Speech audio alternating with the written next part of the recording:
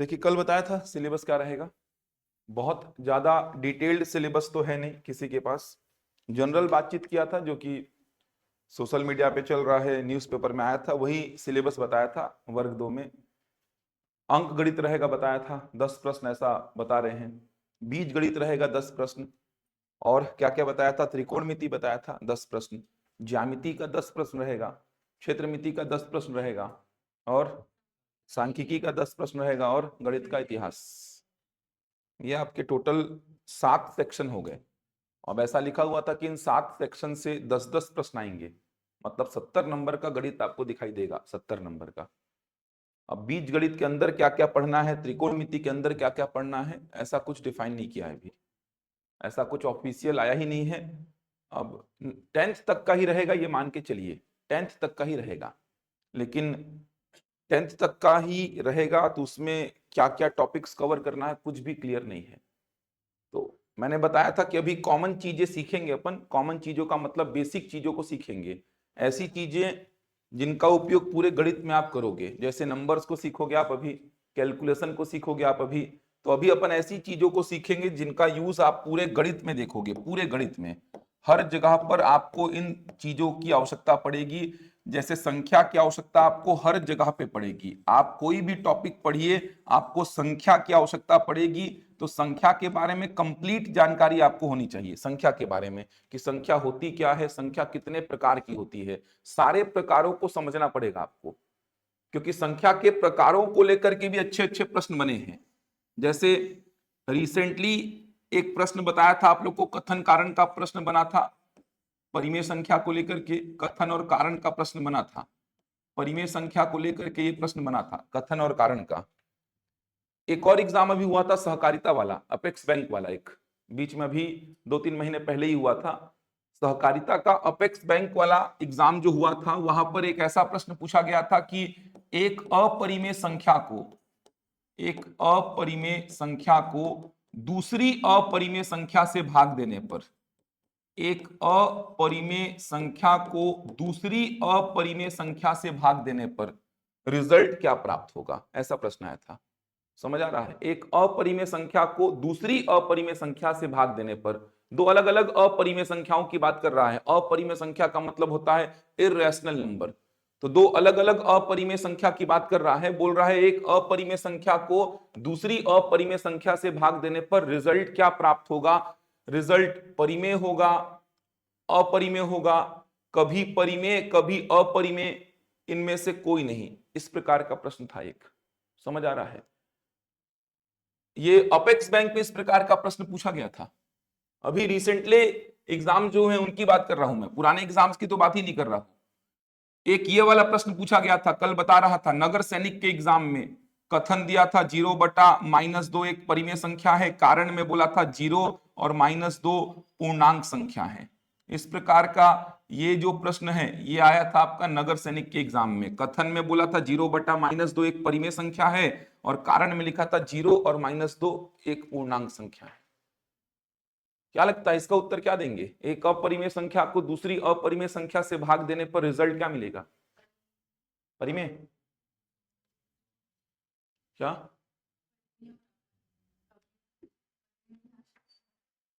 क्या लगता है?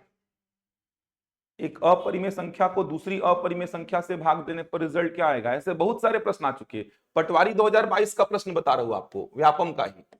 पटवारी 2022 का प्रश्न है ये, सुनिए। 2022 पटवारी का प्रश्न है, दो परिमेय संख्याओं का गुणनफल क्या होगा? पटवारी 2022 का प्रश्न, दो परिमेय संख्याओं का गुणनफल क्या होगा? दो परिमेय संख्याओं का गुणनफल, product of to rational numbers. दो परिमेय संख्याओं का गुणनफल क्या होगा? परिमेय, अपरिमेय, कभी परिमेय कभी अपरिमेय, इनमें से कोई नहीं। पटवारी 2022 का पेपर खोल के देखिएगा, 2022 अप्रैल में जो पटवारी का पेपर हुआ था वहां पर यह प्रश्न आ चुका है। इसका रिजल्ट क्या होगा? दो परिमेय संख्याओं का प्रोडक्ट, कभी परिमेय और कभी अपरिमेय, और यहां पर अपरिमेय। एक ये प्रश्न पूछा गया था, देखो मैं बता रहा हूं ये प्रश्नों की संख्या, कितने सारे प्रश्न देख पा रहे हो, सेम सेम पैटर्न के प्रश्न, थोड़ा थोड़ा चेंज किया है। ये देखिए, ये जो पीएससी का जो परिवहन विभाग का पेपर होता है, अलग से पीएससी का जो परिवहन विभाग का पेपर है, वहां पर पूछा गया था एक गैर शून्य परिमेय संख्या। गैर शून्य परिमेय संख्या का मतलब क्या होगा बोलो तो? गैर शून्य परिमेय संख्या, non zero rational number. Non zero rational number का मतलब जीरो को छोड़कर, नॉन जीरो रैशनल नंबर का मतलब जीरो को छोड़कर गैर शून्य परिमेय संख्या को अपरिमेय संख्या से भाग देने पर, अपरिमेय संख्या से भाग देने पर रिजल्ट क्या प्राप्त होगा? एक नॉन जीरो रैशनल नंबर को इररैशनल नंबर से डिवाइड करने पर रिजल्ट क्या प्राप्त होगा? एक इररैशनल नंबर को दूसरे इररैशनल नंबर से डिवाइड करने पर रिजल्ट क्या प्राप्त होगा? दो रैशनल नंबर का प्रोडक्ट क्या होगा? ये सारे प्रश्न पूछे गए हैं एग्जाम्स में, समझ आ रहा है? तो इस प्रकार के प्रश्न पूछे जाते हैं परिमेय संख्या अपरिमेय संख्या को लेकर के।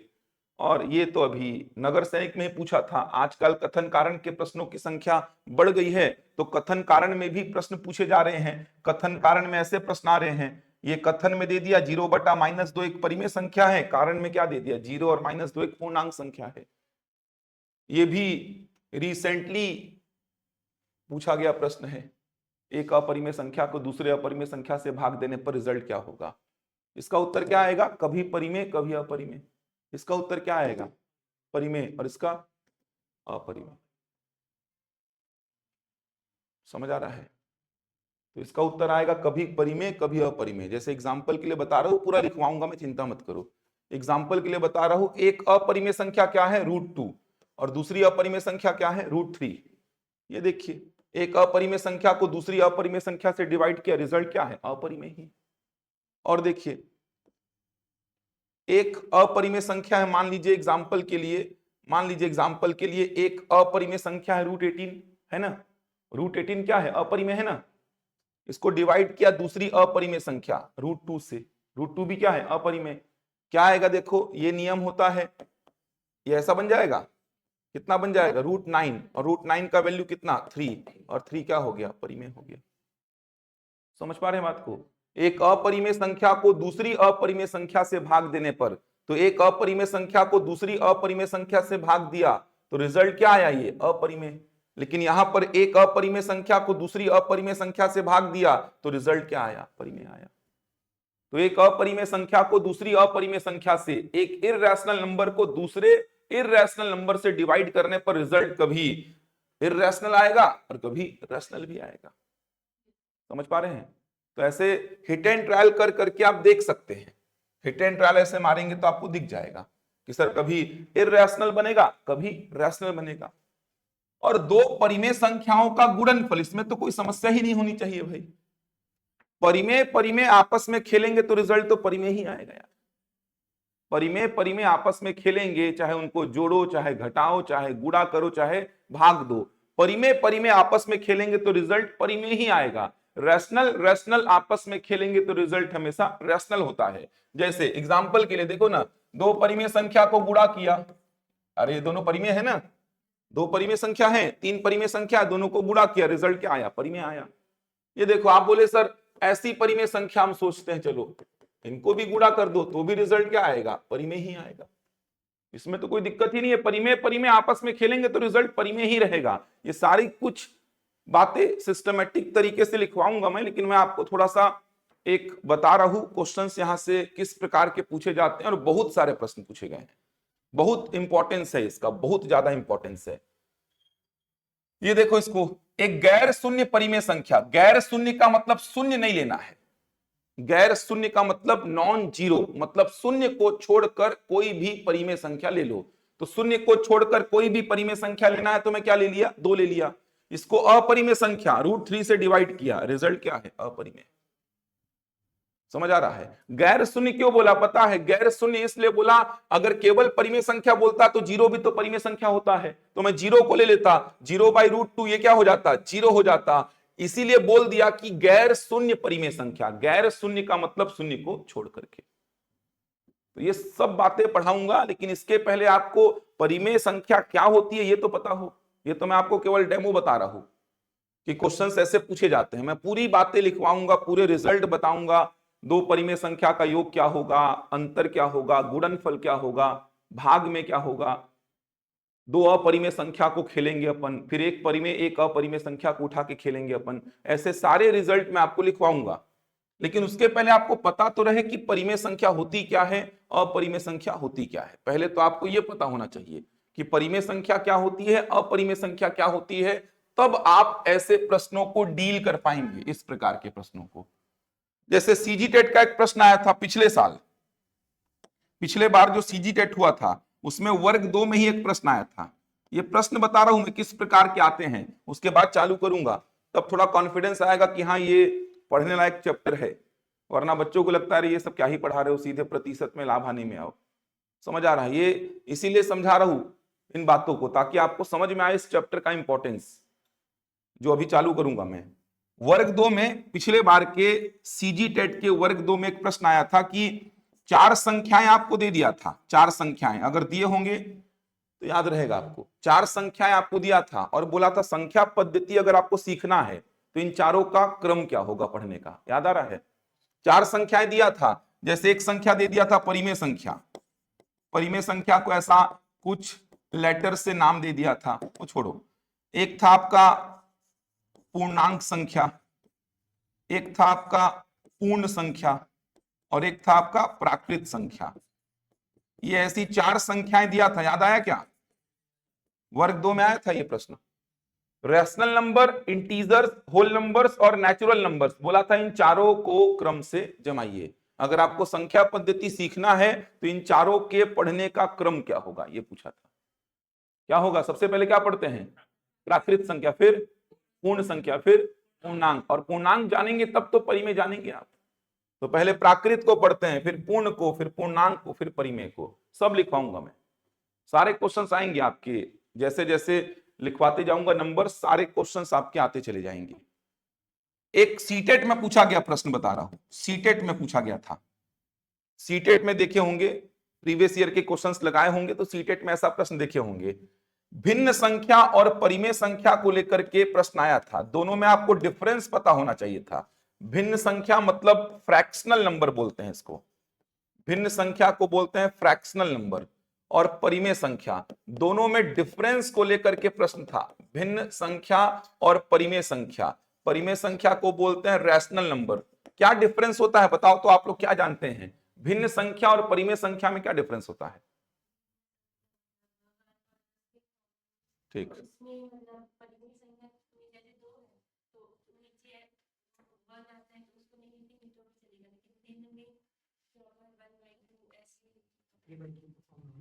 डिफरेंस दोनों में क्या है? और क्या लगता है? एग्जाम्पल बताइए, क्या डिफरेंस है ये बताइए। डिफरेंस को लेकर के ही प्रश्न था, डिफरेंस को लेकर के ही प्रश्न था। भिन्न संख्या और परिमेय संख्या के डिफरेंस को लेकर के ही प्रश्न था। कितने सारे क्वेश्चंस लिख दे रहा हूं, देखिए, बोलो। हाँ, और क्या लगता है किसको? और किसी को क्या लगता है? अभी तक किसी का जवाब सही नहीं है।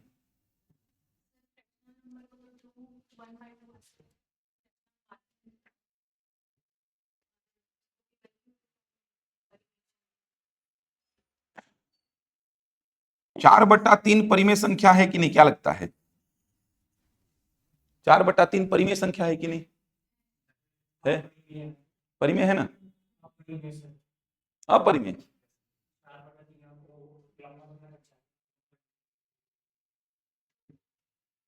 चलो फिर लिखवा देता हूं मैं आप लोगों को, क्योंकि बहुत ज्यादा डाउट्स हैं आप लोगों को, बहुत ज्यादा डाउट्स हैं आप लोगों को।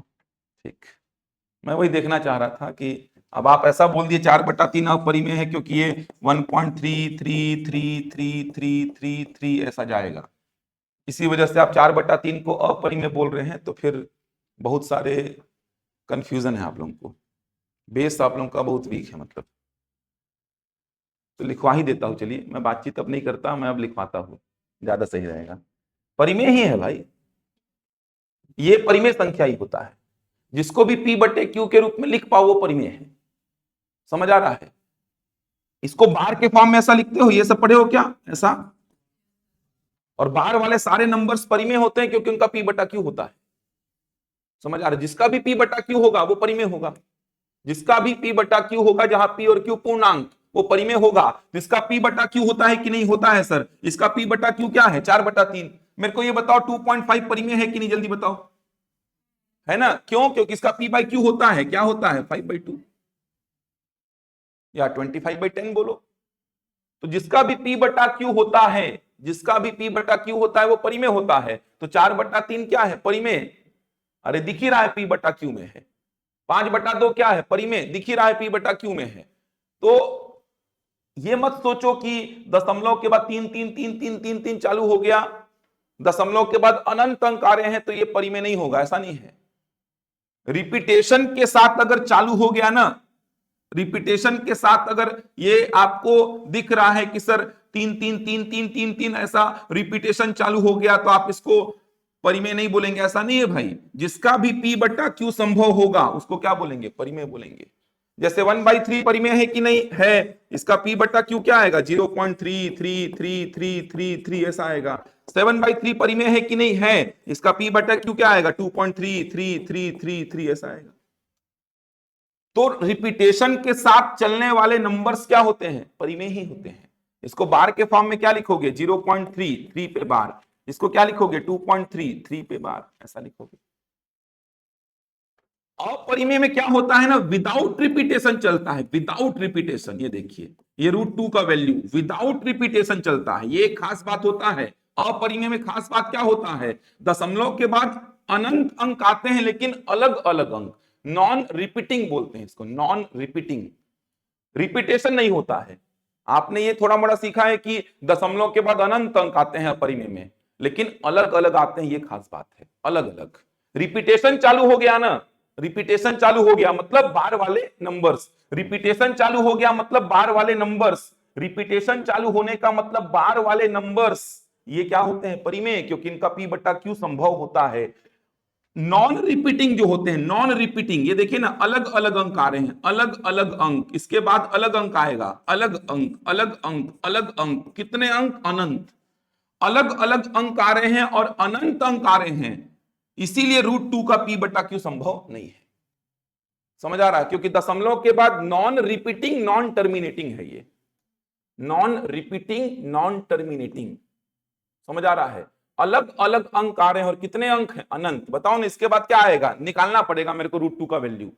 इसके बाद क्या आएगा? अलग अलग अंक आएंगे और कितने अंक हैं? अनंत। अब आप खुद सोचो, ऐसे नेचर को जो दर्शाएगा उसका पी बटा क्यू संभव ही नहीं है। ऐसे नेचर को जो दर्शाएगा उसका पी बटा क्यू संभव ही नहीं है। इसी वजह से √2 क्या है? अपरिमेय, क्योंकि इसका पी बटा क्यू संभव नहीं है। समझ पा रहे हैं बात को? तो दशमलव के बाद अनंत अंक आते हैं, ये दो टाइप के होते हैं, रिपीटेशन के साथ चलने वाले और विदाउट रिपीटेशन। इसी को तो बोलते हैं आवर्ती और इसको बोलते हैं अनावर्ती, रिकरिंग एंड नॉन रिकरिंग। समझ आ रहा है? तो ये है आपका नॉन रिकरिंग। नॉन रिकरिंग का मतलब नॉन रिपीटिंग, विदाउट रिपीटेशन चलेंगे। √2 का वैल्यू, पाई का वैल्यू भी क्या होता है? 3.14159। अलग अलग अंक आते हैं, कितने अंक? अनंत अंक आते हैं, अनंत अंक, और अलग अलग अंक आते हैं। इसी वजह से पाई का भी पी बटा क्यू संभव नहीं है। इसी वजह से पाई भी क्या है? इर्रेशनल। वो 22/7 अलग चीज है, उसमें कंफ्यूज मत होना। 22/7 होता ही नहीं है पाई का वैल्यू, वो तो अप्रोक्सीमेट वैल्यू है। पाई का एग्जैक्ट वैल्यू पता है क्या होता है? पाई का एग्जैक्ट वैल्यू 3.14159। अलग अलग अंक आते हैं, अलग अलग अंक, कितने अंक? अनंत अंक। जबकि 22/7 में रिपीटेशन हो जाता है, 3.142857, 142857, 142857, ये देखिए रिपीटेशन हो जाता है, 142857 का रिपीटेशन हो जाता है। इसी को अपन क्या लिख सकते हैं? 3.142857, इस पे क्या लगा देंगे? बार। रिपीटेशन वाले डेटा का, बार वाले डेटा का पी बटा क्यू होता है। इसीलिए रिपीटेशन वाले डेटा या बार वाले डेटा क्या है? रैशनल, परिमेय। विदाउट रिपीटेशन चलने की वजह से अलग अलग अंक आ रहे हैं और कितने अंक आ रहे हैं? अनंत, अंत ही नहीं है, अलग अलग अंक आ रहे हैं और अनंत अंक आ रहे हैं। समझ आ रहा है? इस नेचर की वजह से इनका P बटा Q पॉसिबल नहीं होता है, इसी वजह से इनको क्या रखा गया है, अपरिमेय संख्या की श्रेणी में। पाई का वैल्यू 22/7 फिर बचपन से क्यों पढ़ाए हैं, तो अप्रोक्सीमेट वैल्यू है वो, क्योंकि पाई के एग्जैक्ट वैल्यू में दशमलव के बाद 2 अंक क्या हैं, 1 4, और 22/7 में भी दशमलव के बाद 2 अंक क्या हैं, 1 4। तो पाई का अप्रोक्सीमेट वैल्यू कितना पढ़ाते हैं अपन, 22/7 या 3.14, क्योंकि पाई के एग्जैक्ट वैल्यू में दशमलव के बाद 2 अंक 1 4 हैं, और 22/7 में भी दशमलव के बाद 2 अंक क्या हैं, 1 4 हैं। और ऐसा बचपन से पढ़ाया गया है कि सर दशमलव के बाद बहुत सारे अंक हैं, तो 2 अंकों तक उठा करके अपन कैलकुलेशन करते हैं। तो पाई में दशमलव के बाद 2 अंक 1 4 हैं, और 22/7 में भी दशमलव के बाद 2 अंक 1 4 हैं, इसीलिए पाई का अप्रोक्सीमेट वैल्यू क्या लिया गया है, 22/7। एग्जैक्ट वैल्यू पाई का ये है। कहां से आया ये भी बताऊंगा आपको, ये वैल्यू आया कहां से है। जैसे √2 का वैल्यू बता रहा था कल की, कहां से आया है, √2 का वैल्यू होता है 1.41421356, अलग अलग अंक आते हैं। कहां से आया है ये, तो ऐसा 2 का वर्गमूल बचपन में आपने ऐसा सीखा होगा, ये देखिए कल बता रहा था, थोड़ा सा चर्चा किया था, भाग विधि से वर्गमूल निकालना सीखे होंगे, 1 1 जा 1 ऐसा किए होंगे ना बचपन में। यहां पे कितना बचता है, एक बार में पूरा पूरा पेयर बाहर आ जाता है, दशमलव लगाए, इस 1 को नीचे लिख के जोड़े, 2 के आगे 4 लगाए, 24 चौको 96, ऐसा कुछ सीखे हैं बचपन में। तो यहां पर ऐसे डिजिट्स बढ़ते जाएंगे, इधर पे पेयर नीचे आते जाएंगे, इधर पे डिजिट्स बढ़ते जाएंगे, इधर पे पेयर नीचे आते जाएंगे, रिमाइंडर पूरे जीवन भर में 0 नहीं मिल पाएगा आपको। समझ आ रहा है, रिमाइंडर 0 मिलेगा ही नहीं। 2 का वर्गमूल निकालने बैठेंगे, रिमाइंडर आपको 0 मिलेगा ही नहीं। आप पूरा जीवन लगा दो, पूरे जीवन भर में आप 2 का वर्गमूल खत्म नहीं कर पाओगे, क्योंकि इधर पे ऐसे पेयर नीचे आते जाएंगे, इधर पे ऐसे पेयर नीचे आते जाएंगे, इधर पे डिजिट्स ऐसे बढ़ते जाएंगे, बढ़ते जाएंगे, बढ़ते जाएंगे, कोई अंत ही नहीं है। मतलब रिमाइंडर कभी 0 मिलेगा ही नहीं। अब आप खुद सोचो, जो ऐसा नेचर दर्शाएगा, दशमलव के बाद अनंत अंक और अलग अलग अंक आ रहे हैं, तो ऐसे नेचर को दर्शाने वाले को P/Q में आप लिख पाओगे क्या, नहीं लिख पाओगे। ये वजह है, समझ आ रहा है, सारी बातें लिखवाता हुआ। बहुत सारे प्रश्न बनेंगे, यही सब समझा रहा हूं, प्रश्न बहुत सारे बनते हैं। तो मैं बात कर रहा था भिन्न संख्या और परिमेय संख्या की, इन दोनों में डिफरेंस पूछ रहा था। तो आप लोग को जानकारी अधूरी है। पहली बात तो 4/3 परिमेय संख्या है, अब समझ आया, P/Q में है मतलब परिमेय संख्या है। भिन्न संख्या है कि नहीं, भिन्न संख्या है कि नहीं, है ठीक है ना, कॉन्फिडेंस से बोल रहे हो कि बस हाँ है। चलो, -5/2 परिमेय संख्या है कि नहीं, -5/2 परिमेय संख्या है कि नहीं, है। भिन्न संख्या है कि नहीं, नहीं है। यही डिफरेंस है, नेगेटिव नंबर्स हट जाएंगे, परिमेय संख्या में से नेगेटिव नंबर्स हट जाएंगे। परिमेय संख्या में P और Q क्या होना चाहिए, पूर्णांक, पूर्णांक। P और Q क्या होना चाहिए, पूर्णांक। भिन्न संख्या में P और Q क्या होना चाहिए, पूर्ण संख्या, पूर्ण संख्या। समझ आ रहा डिफरेंस, परिमेय संख्या में P और Q क्या होना चाहिए, पूर्णांक, जबकि भिन्न संख्या में P और Q क्या होना चाहिए, पूर्ण संख्या। पूर्ण संख्या कहां से स्टार्ट होती है, 0 से। समझ आ रहा है। तो इसको जब मैं चेक करूंगा कि ये परिमेय संख्या है कि नहीं, तो P और Q पूर्णांक हैं, इंटीजर्स हैं, बिल्कुल हैं, इसका मतलब ये परिमेय संख्या है। लेकिन जब इसको मैं चेक करूंगा भिन्न संख्या, तो -5 और 2 पूर्ण संख्या है कि नहीं, तो -5 पूर्ण में नहीं आता। इसी वजह से ये परिमेय तो है लेकिन भिन्न नहीं है, ये डिफरेंस है। इसी को लेकर के प्रश्न आया था। इसका मतलब मैं अगर ऐसा बोलूं कि सारी की सारी भिन्न संख्याएं क्या होंगी, परिमेय, सही बात है, सारी की सारी भिन्न संख्याएं क्या होंगी, परिमेय। लेकिन सारी की सारी परिमेय संख्या भिन्न संख्या हो, ये जरूरी नहीं है। यही प्रश्न था। ऐसे बहुत सारे प्रश्न कराऊंगा, स्टेटमेंट वाले प्रश्न बहुत सारे आएंगे, और भी प्रश्न आते हैं इसमें। तो ये मैं थोड़ा आपको समझा रहा था कि प्रश्न का पैटर्न कैसा होता है इस टॉपिक से, इस चैप्टर से। बाकी मैं थोड़ा मोड़ा जानकारी भी बता दिया हूं, ये सब मैं डिटेल में पूरा पढ़ाऊंगा आपको, एक एक चीज किसको क्या बोलते हैं, कहां पे रखते हैं, बहुत सारी बातें हैं। तो ये बेसिक चीजें हैं बोल रहा हूं। तो संख्या ये बेसिक चीज है, ये पूरा जानेंगे, ये पूरा सीखेंगे कि संख्या क्या होती है, संख्या कितने प्रकार की होती है, प्रकार जब पढ़ाऊंगा तो ये सारी बातें कवर हो जाएंगी, सारी बातें क्वेश्चंस के साथ कवर करेंगे। जितने भी एग्जाम्स हुए हैं, जहां जहां प्रश्न आए हैं, उन सारे प्रश्नों को कवर करूंगा। तो संख्या क्या होती है, संख्या कितने प्रकार की होती है, ये जानेंगे। इन पे प्रश्नों को डील करेंगे। जितने भी प्रश्न बनेंगे वो सारे प्रश्न आ जाएंगे, सारे प्रश्न, कथन कारण के प्रश्न भी आ जाएंगे, कथन कारण के प्रश्न भी आ जाएंगे। समझ आ रहा है? जैसे कथन में मैं ऐसा लिख दूं, कथन में ऐसा लिख दूं मैं, समझ आ रहा है? कथन में इस प्रकार का दे दूं कुछ मैं, और कारण में परिमेय संख्या के टर्म में कुछ कारण लिख करके दे दूं मैं। ऐसे भी कथन कारण के प्रश्न बन सकते हैं, कराऊंगा मैं। कथन में इस प्रकार का कुछ दे दूं डेटा, और कारण में परिमेय संख्या को लिंक करके कुछ कारण बना दूं यहां पर। तो ऐसे प्रश्नों को भी डील करेंगे अपन। कथन कारण के प्रश्नों में थोड़ी समस्या बच्चों को होती है। कल भी समझा रहा था कि कहां पर कारण कथन की व्याख्या करेगा, कहां पर कारण कथन की व्याख्या नहीं करेगा, कल भी समझा रहा था। तो कथन कारण के प्रश्नों को भी लेंगे अपन। नगर सैनिक में पूछा गया था, उसी वैरायटी के कुछ प्रश्नों को और भी लेंगे अपन, उसी वैरायटी के प्रश्नों को लेंगे। तो बहुत कुछ है जानने को। ये होने के बाद आपका कैलकुलेशन में आएंगे अपन, कैलकुलेशन में। ये होने के बाद अपन कैलकुलेशन में आएंगे। कैलकुलेशन का मतलब वी बॉड मास रूल पूरा डिटेल में पढ़ेंगे आप।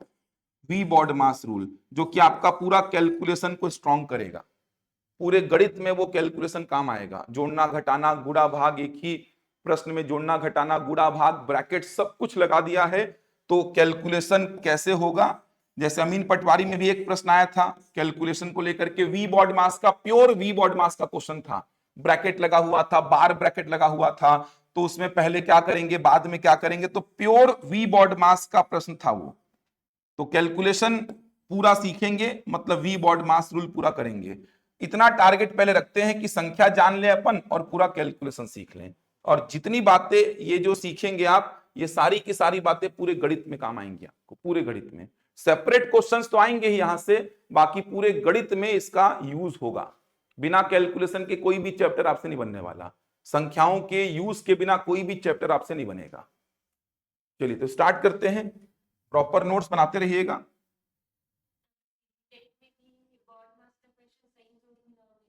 हाँ, सही जोड़ी मिलाओ में आया था वो, थोड़ा सा लेंदी था वो। वर्ग 3 का क्वेश्चन था ना वो, वर्ग 3 का। वी बॉड मास जब अपन पढ़ेंगे तो वहां पर सब कुछ देखेंगे। वी बॉड मास में अपन सारे प्रकार के कैलकुलेशन देखेंगे। जैसे पूर्णांक संख्याओं पर कैलकुलेशन देखेंगे, जैसे भिन्न संख्याओं पर कैलकुलेशन देखेंगे, दशमलव वाली संख्याओं पर कैलकुलेशन देखेंगे। मतलब पूर्णांक संख्याओं का कैलकुलेशन तो आसान रहेगा, भिन्न संख्याओं का मतलब फ्रैक्शन में कैलकुलेशन आएगा, और दशमलव वाली संख्याओं का कैलकुलेशन मतलब डेसिमल में कैलकुलेशन आएगा। तीनों प्रकार का कैलकुलेशन कवर होगा वहां पर। कहने का मतलब संख्याएं पूरी पढ़ लेंगे तो उन सारी संख्याओं में आपका कैलकुलेशन भी बनना चाहिए। एक और संख्या बहुत इंपॉर्टेंट है, जहां से प्रश्न हमेशा आता है, अभाज्य संख्या। जानते हैं क्या होता है ये? Prime number. ये बहुत इंपॉर्टेंट है, यहां से बहुत प्रश्न आता है। अभाज्य संख्या जानते हैं क्या होता है?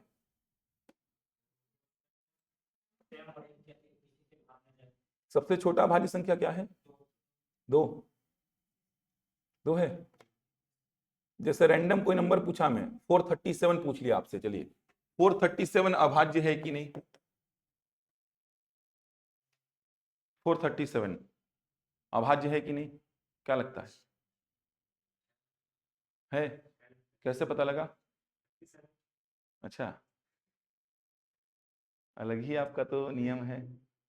ये 4 का कोई रोल ही नहीं है। 37 इधर दिखा अभाज्य, ये 4 फालतू पड़ा हुआ है यहाँ पे। 4 का कोई रोल ही नहीं आपके हिसाब से। फिर ऐसे नंबर्स आते हैं। 437 में आप बोले 4 का कोई रोल नहीं है, 4 को हटाओ, 37 अभाज्य है, मतलब 437 भी अभाज्य हो गया आपके हिसाब से। तो फिर तो आपके हिसाब से 537 भी अभाज्य हो जाएगा। आपके हिसाब से तो 537 भी अभाज्य हो जाएगा, जबकि ये तो 3 से भाग जा रहा है। आपके हिसाब से तो हो जाएगा ना। 537 तो भाग जा रहा है ना, किससे? 3 से। 3 से जा रहा है, 7 3 10 5 15, 3 से जा रहा है ये। ऐसा थोड़ी होता है भाई कि 4 को हटाओ 37 अभाज्य है। क्या लगता है, अभाज्य है कि भाज्य? अगर अभाज्य है तो सही सही कारण देना मेरे को। क्या लगता है, अभाज्य है कि नहीं है? लगता क्या है? लगता क्या है आप लोग को? 6 से कहां जा रहा है? 6 7 42 17। 6 से भागी क्यों दे रहे हो? 2 से ही नहीं गया तो 6 से कहां जाएगा? अरे 2 से ही जो नहीं गया वो 6 से कहां जाएगा? अभाज्य की बात कर रहा हूं नीलिमा, ये जनरल बातचीत कर रहा हूं, ऐसा डरना मत कि ये सब पूछने पड़े हैं और पढ़ाए कुछ नहीं है, पूछे पड़े हैं। मैथ्स वाले ही तो हो ना आप लोग, टेट वगैरह भी निकाल लिए हो। मैथ्स में मतलब आप लोग का ग्रेजुएशन हुआ है और पीजी भी किए हो क्या मैथ्स से ही?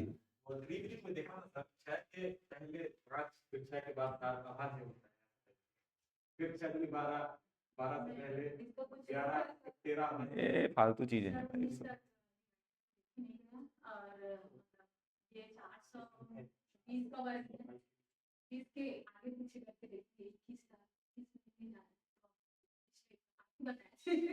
तो याद क्यों नहीं है? तो याद क्यों नहीं है आपको? तो अभी तो आप वो भी पढ़े हैं ना, व्याख्याता। व्याख्याता में मैथ्स वाला आ रहा है कि नहीं आ रहा है? कौन बोला आ रहा है? मैं तो चाह रहा हूँ सब आ जाए, लेकिन अभी अफवाह नहीं उड़ा है कि मैथ्स नहीं आ रहा है। मैं तो चाह रहा हूँ सब आ जाए, मैं तो चाह रहा हूँ भर भर के आ जाए पूरा। मैं तो चाह रहा हूँ वर्ग 2 में साइंस भी आ जाए, वर्ग 1 में गणित भी आ जाए। हम तो सब चाहेंगे, आपका भी भला हो हमारा भी हो, दोनों का चलना चाहिए काम। लेकिन अफवाहें बहुत सारी उड़ रही हैं कि वर्ग 1 में मैथ्स भी नहीं आएगा, ऐसा बोल रहे हैं। उन पे ध्यान मत देना, पढ़ते रहना अपना। 19 से भाग जा रहा है ये, भाग दो तो 19 से, 19 दूनी 38, 5 और 7 19 या 57, इसका मतलब अभाज्य नहीं है। अब मेरे को सपना थोड़ी आएगा कि 19 से जा रहा है ये, नियम कानून है इसके लिए कुछ, सब पढ़ेंगे। ऐसे प्रश्न आते हैं। पसंदीदा डेटा है ये, व्यापम का भी पीएससी का भी, 437, 19 से भाग जा रहा है मतलब क्या है ये? भाज्य है। अब मेरे को सपना नहीं आएगा कि 19 से भाग देके देखना है भाई, नियम है वो। कहां तक भाग देके देखूं सर, कहां तक भाग देके देखूं, लिमिट कैसे पता करूं, कहां तक भाग देके देखूं, उसके लिए नियम है, वो सब बातें पढ़ाऊंगा। तो अभाज्य संख्या को लेकर के भी प्रश्न बहुत सारे आए हैं, इसके लिए बस मैंने ये लिख दिया है। चलिए लिखिए संख्या की परिभाषा। समझ आया किस प्रकार के प्रश्न बनेंगे? सब बनेंगे, आपसे चिंता मत करो। बस मैं आप लोगों का एक टेस्ट ले रहा था कि आप लोगों से कितना बन रहा है।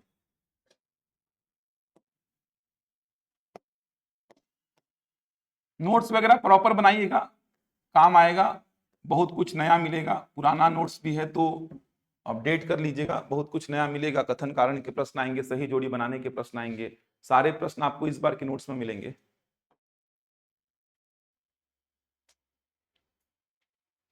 अरे अभी थोड़ा वेट कर लो जयश्री, अब साइंस का पद आएगा कि नहीं आएगा वो अब मैं कैसे बताऊं यार। मैं तो वही बोल रहा हूँ कि कॉमन तैयारी करते रहो, अगर आप साइंस वाले हो तो। वर्ग 2 में मैथ्स वाले हो तो फिर तुम पढ़ो मैथ्स, क्योंकि मैथ्स तो आएगा ही तय है। अगर आप सामाजिक विज्ञान वाले से हो किसी विषय से, तो सामाजिक विज्ञान की तैयारी करते रहो, क्योंकि कंफर्म है कि वो भी आएगा।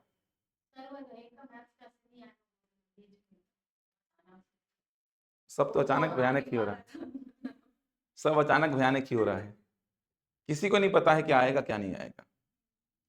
समझ आ रहा है? बस उनको पता है, अधिकारी जो बैठे होंगे उनको पता होगा, जो देख रहे हैं चीजों को, बाकी किसी कोचिंग वालों को नहीं पता है। तो कोचिंग वाले ही तो बताए ना आपको कि नहीं आएगा। हाँ मतलब कोचिंग वाले ही तो ना, कोचिंग वाले ही तो है ना वो लोग, तो उनका बात मत सुनो, फिर तैयारी करते रहो। देखो तैयारी नहीं करोगे, आ भी गया तो कोई काम का नहीं हो।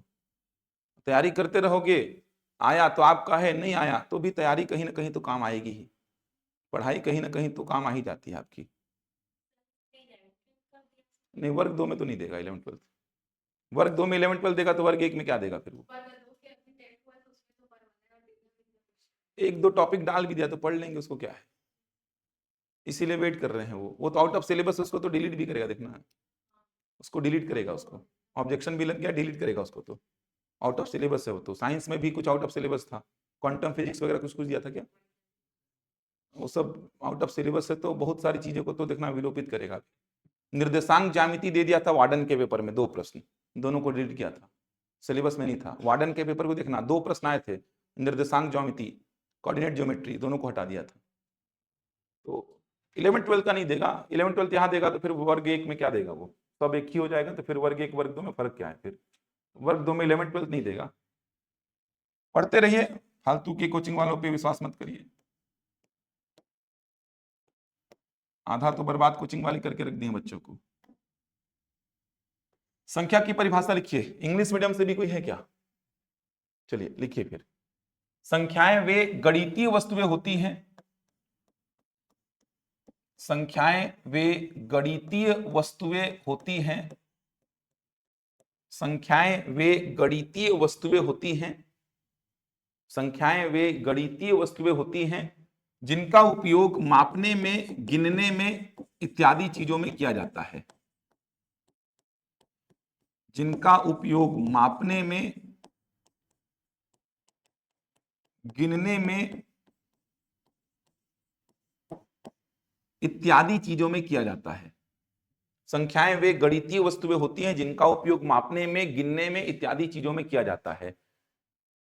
Numbers are the mathematical objects, numbers are the mathematical objects which are used for measuring, counting, etc.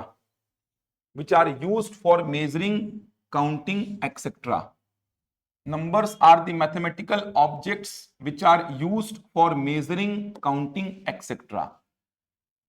बहुत कुछ खास इसमें जानकारी है नहीं बताने को, एक सामान्य सी परिभाषा लिखवाया हूं कि संख्याएं वे गणितीय वस्तुएं होती हैं जिनका उपयोग मापने में, गिनने में इत्यादि चीजों में किया जाता है। इस परिभाषा को लिखवाने के पीछे का उद्देश्य मेरा यह था कि इन दोनों शब्दों में आपको अंतर पता होना चाहिए, क्योंकि व्यापम में एक बार प्रश्न आया था जहां पे मापने और गिनने इन दोनों वर्ड्स में थोड़ा खेल हो गया था, समझ आ रहा है।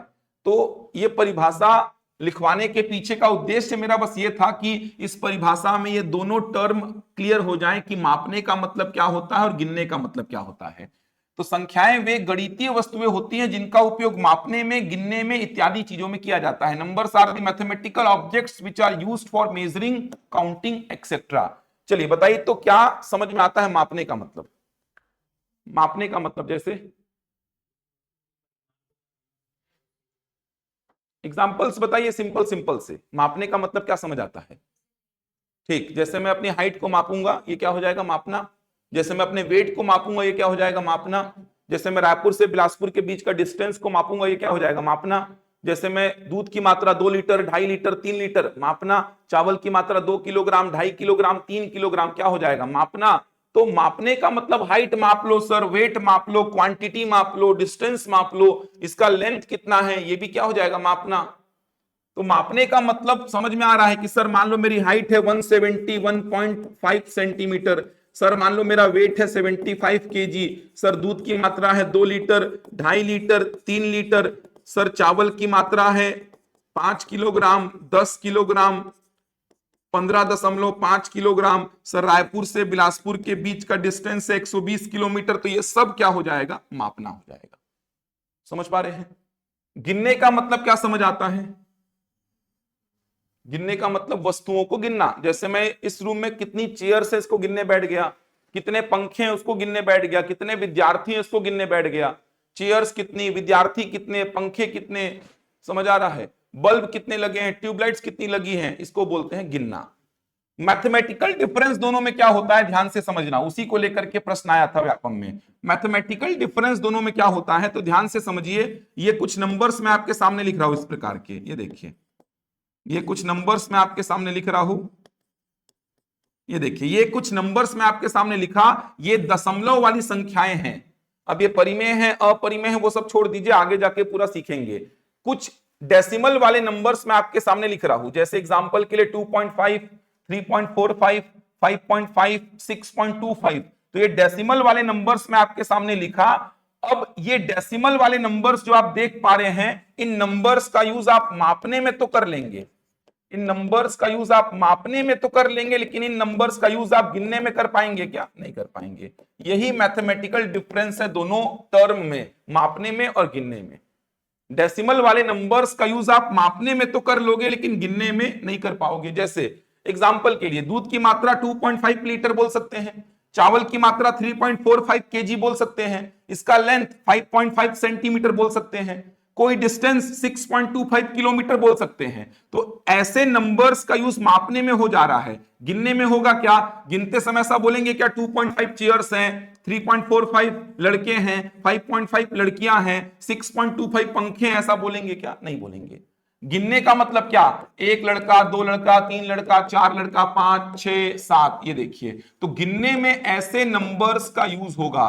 तो ये जो नंबर्स हैं ये गिनने के साथ साथ मापने में भी यूज हो जाएंगे, लेकिन ये वाले नंबर्स केवल और केवल मापने में यूज होंगे, गिनने में नहीं होंगे।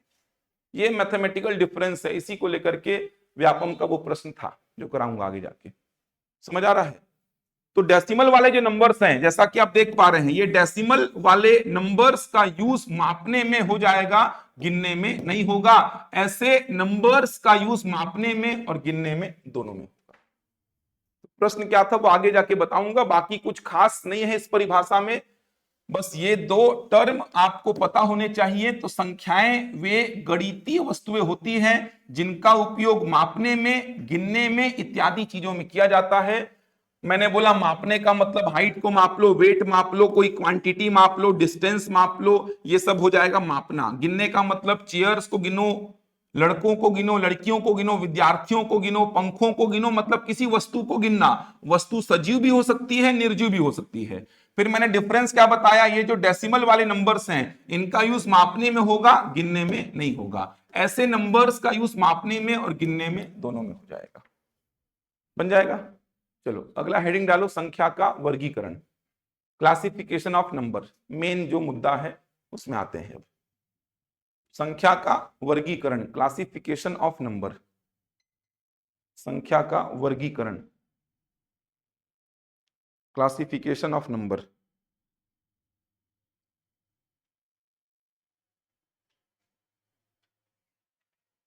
Classification of number.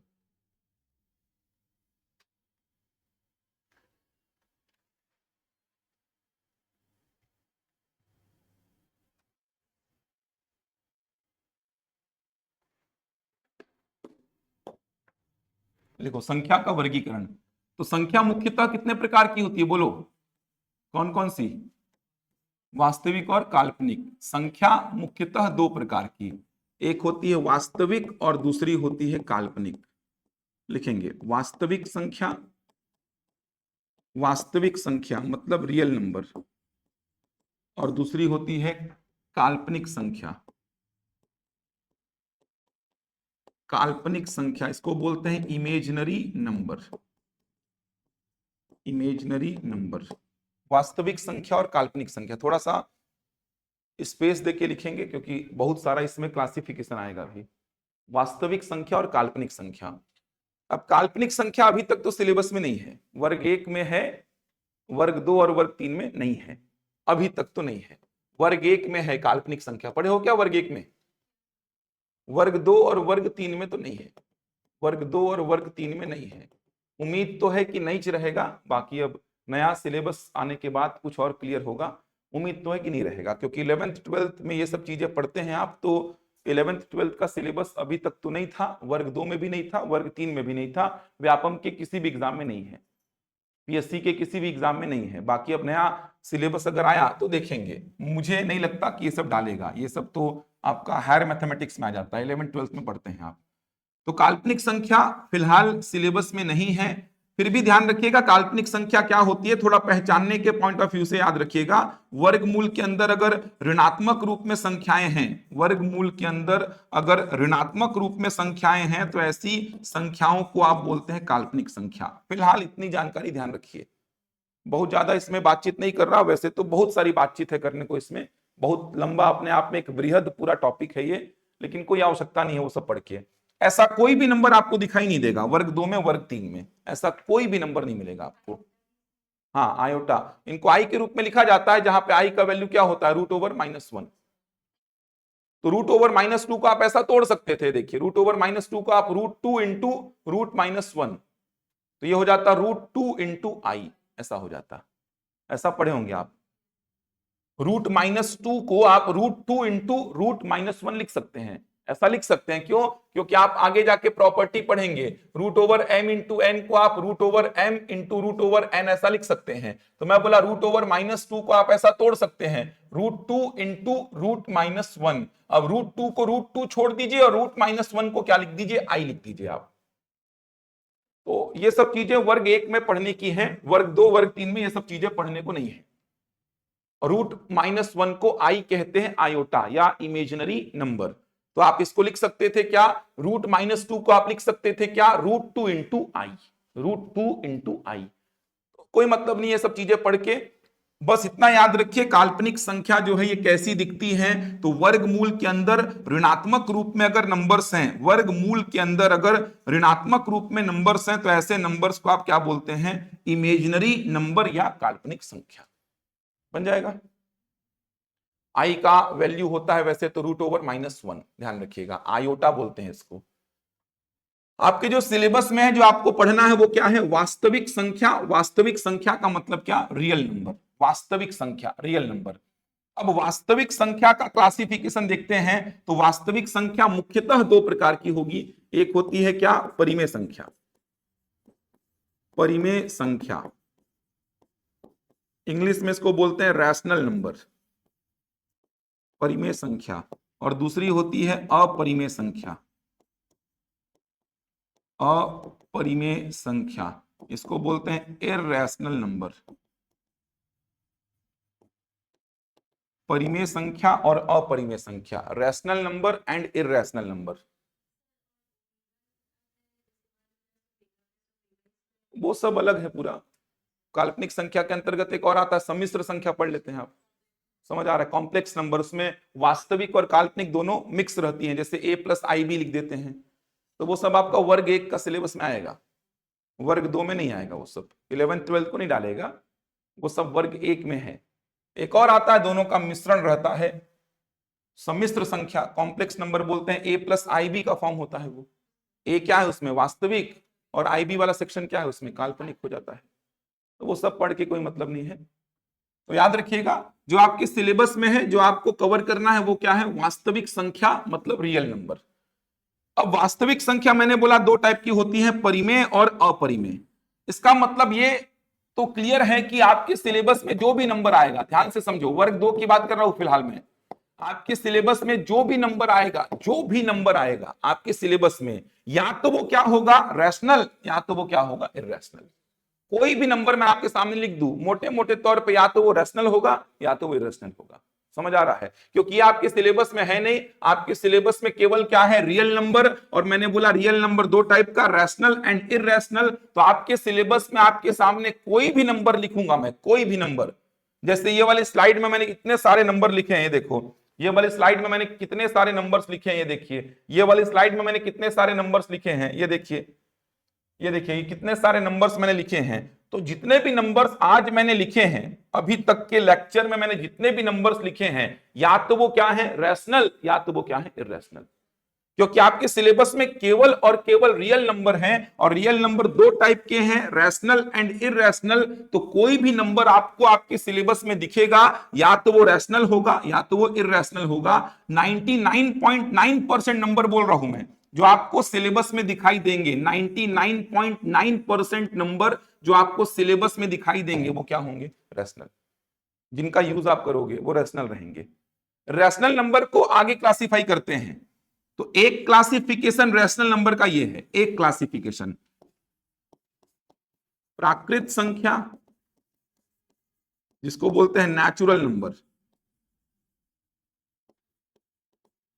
दूसरा है पूर्ण संख्या,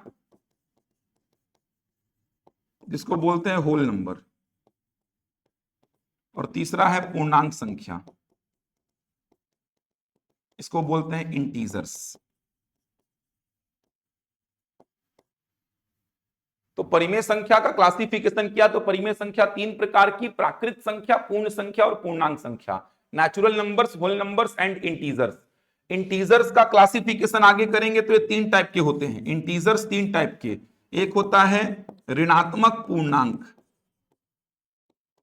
ऋणात्मक पूर्णांक, इसको बोलते हैं नेगेटिव इंटीजर्स। दूसरा होता है शून्य पूर्णांक, शून्य पूर्णांक, इसको बोलते हैं जीरो इंटीजर, और एक होता है धनात्मक पूर्णांक, धनात्मक पूर्णांक, इसको बोलते हैं पॉजिटिव इंटीजर्स।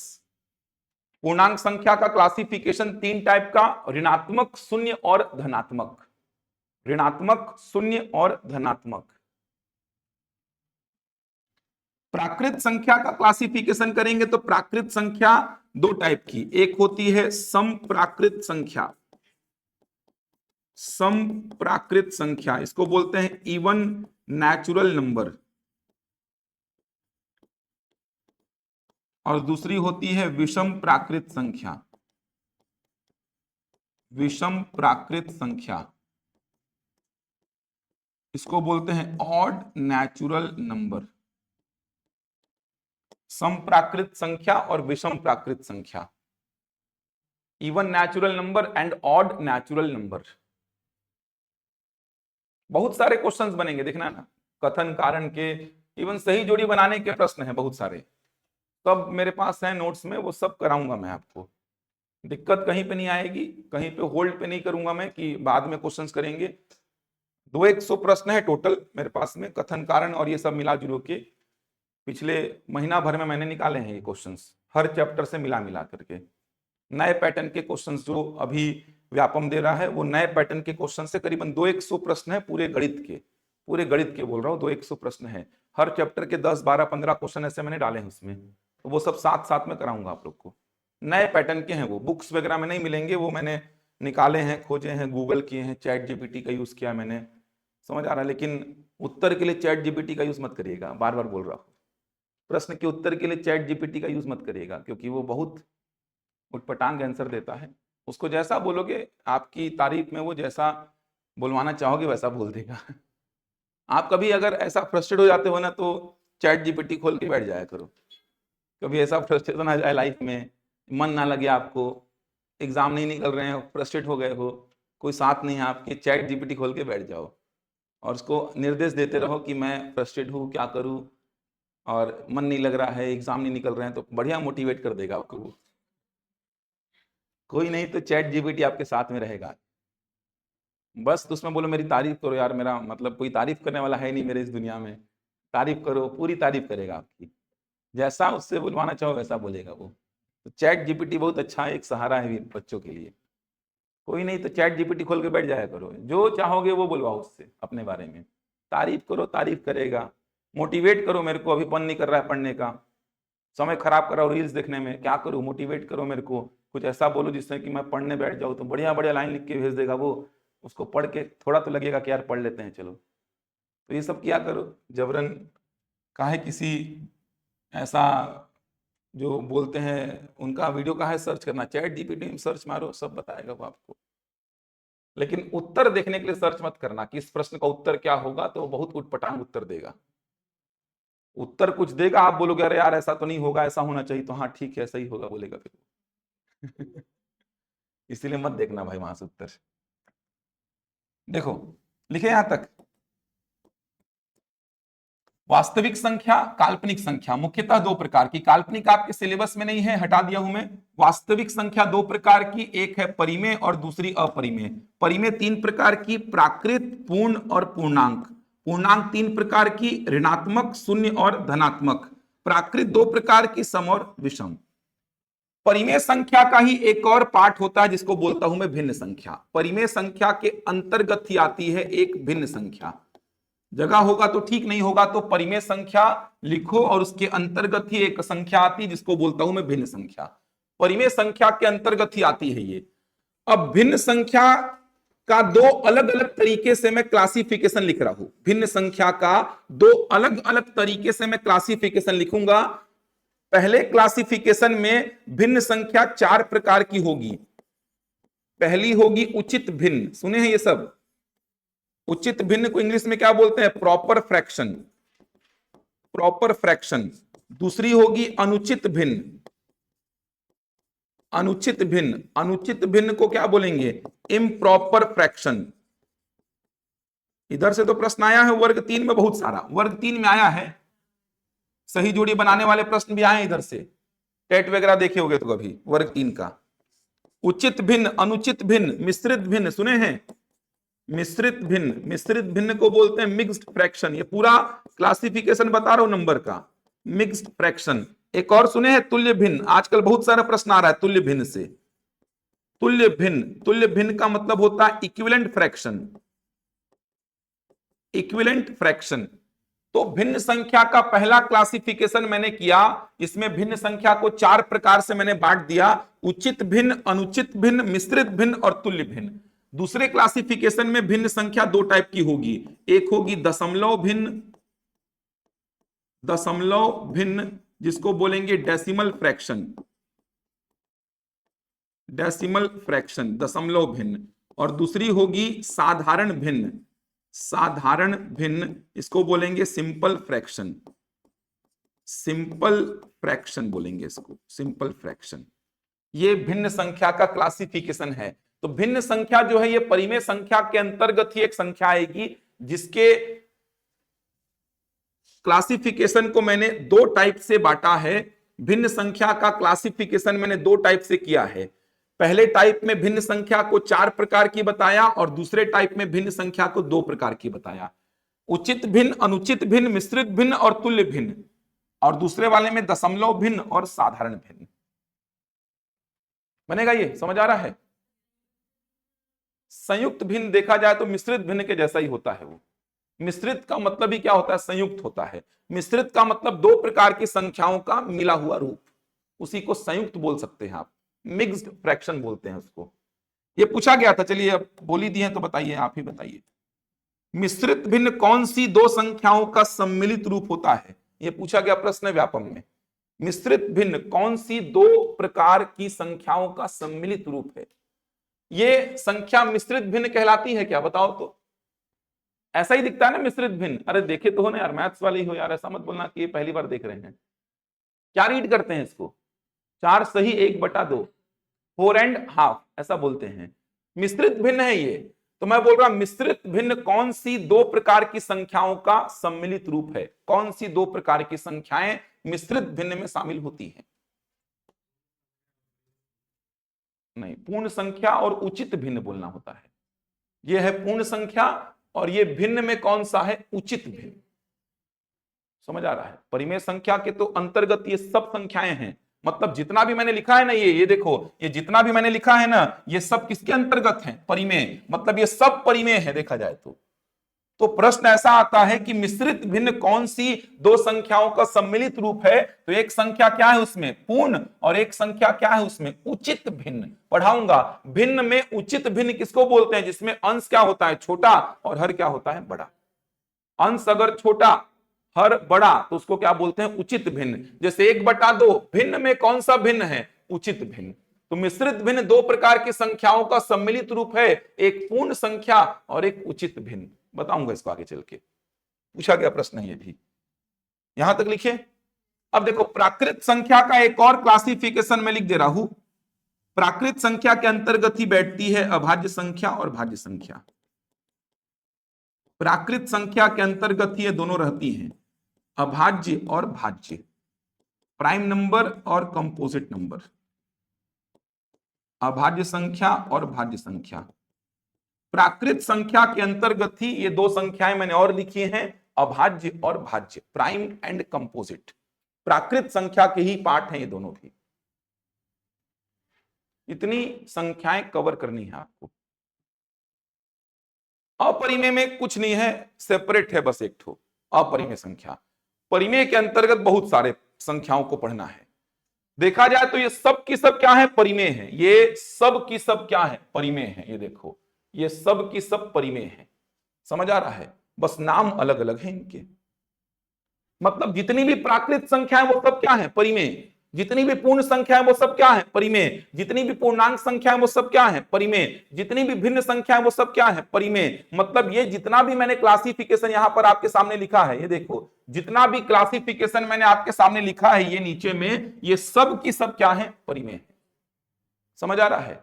मतलब जितनी भिन्न संख्या है वो सब परिमेय, जितनी अभाज्य, जितनी भाज्य, जितनी प्राकृत, पूर्ण, पूर्णांक, ये सब क्या है? ये देखिए, ये सारी की सारी संख्याएं क्या है? परिमेय संख्या है। बस नाम अलग अलग है। जैसे 1 क्या है?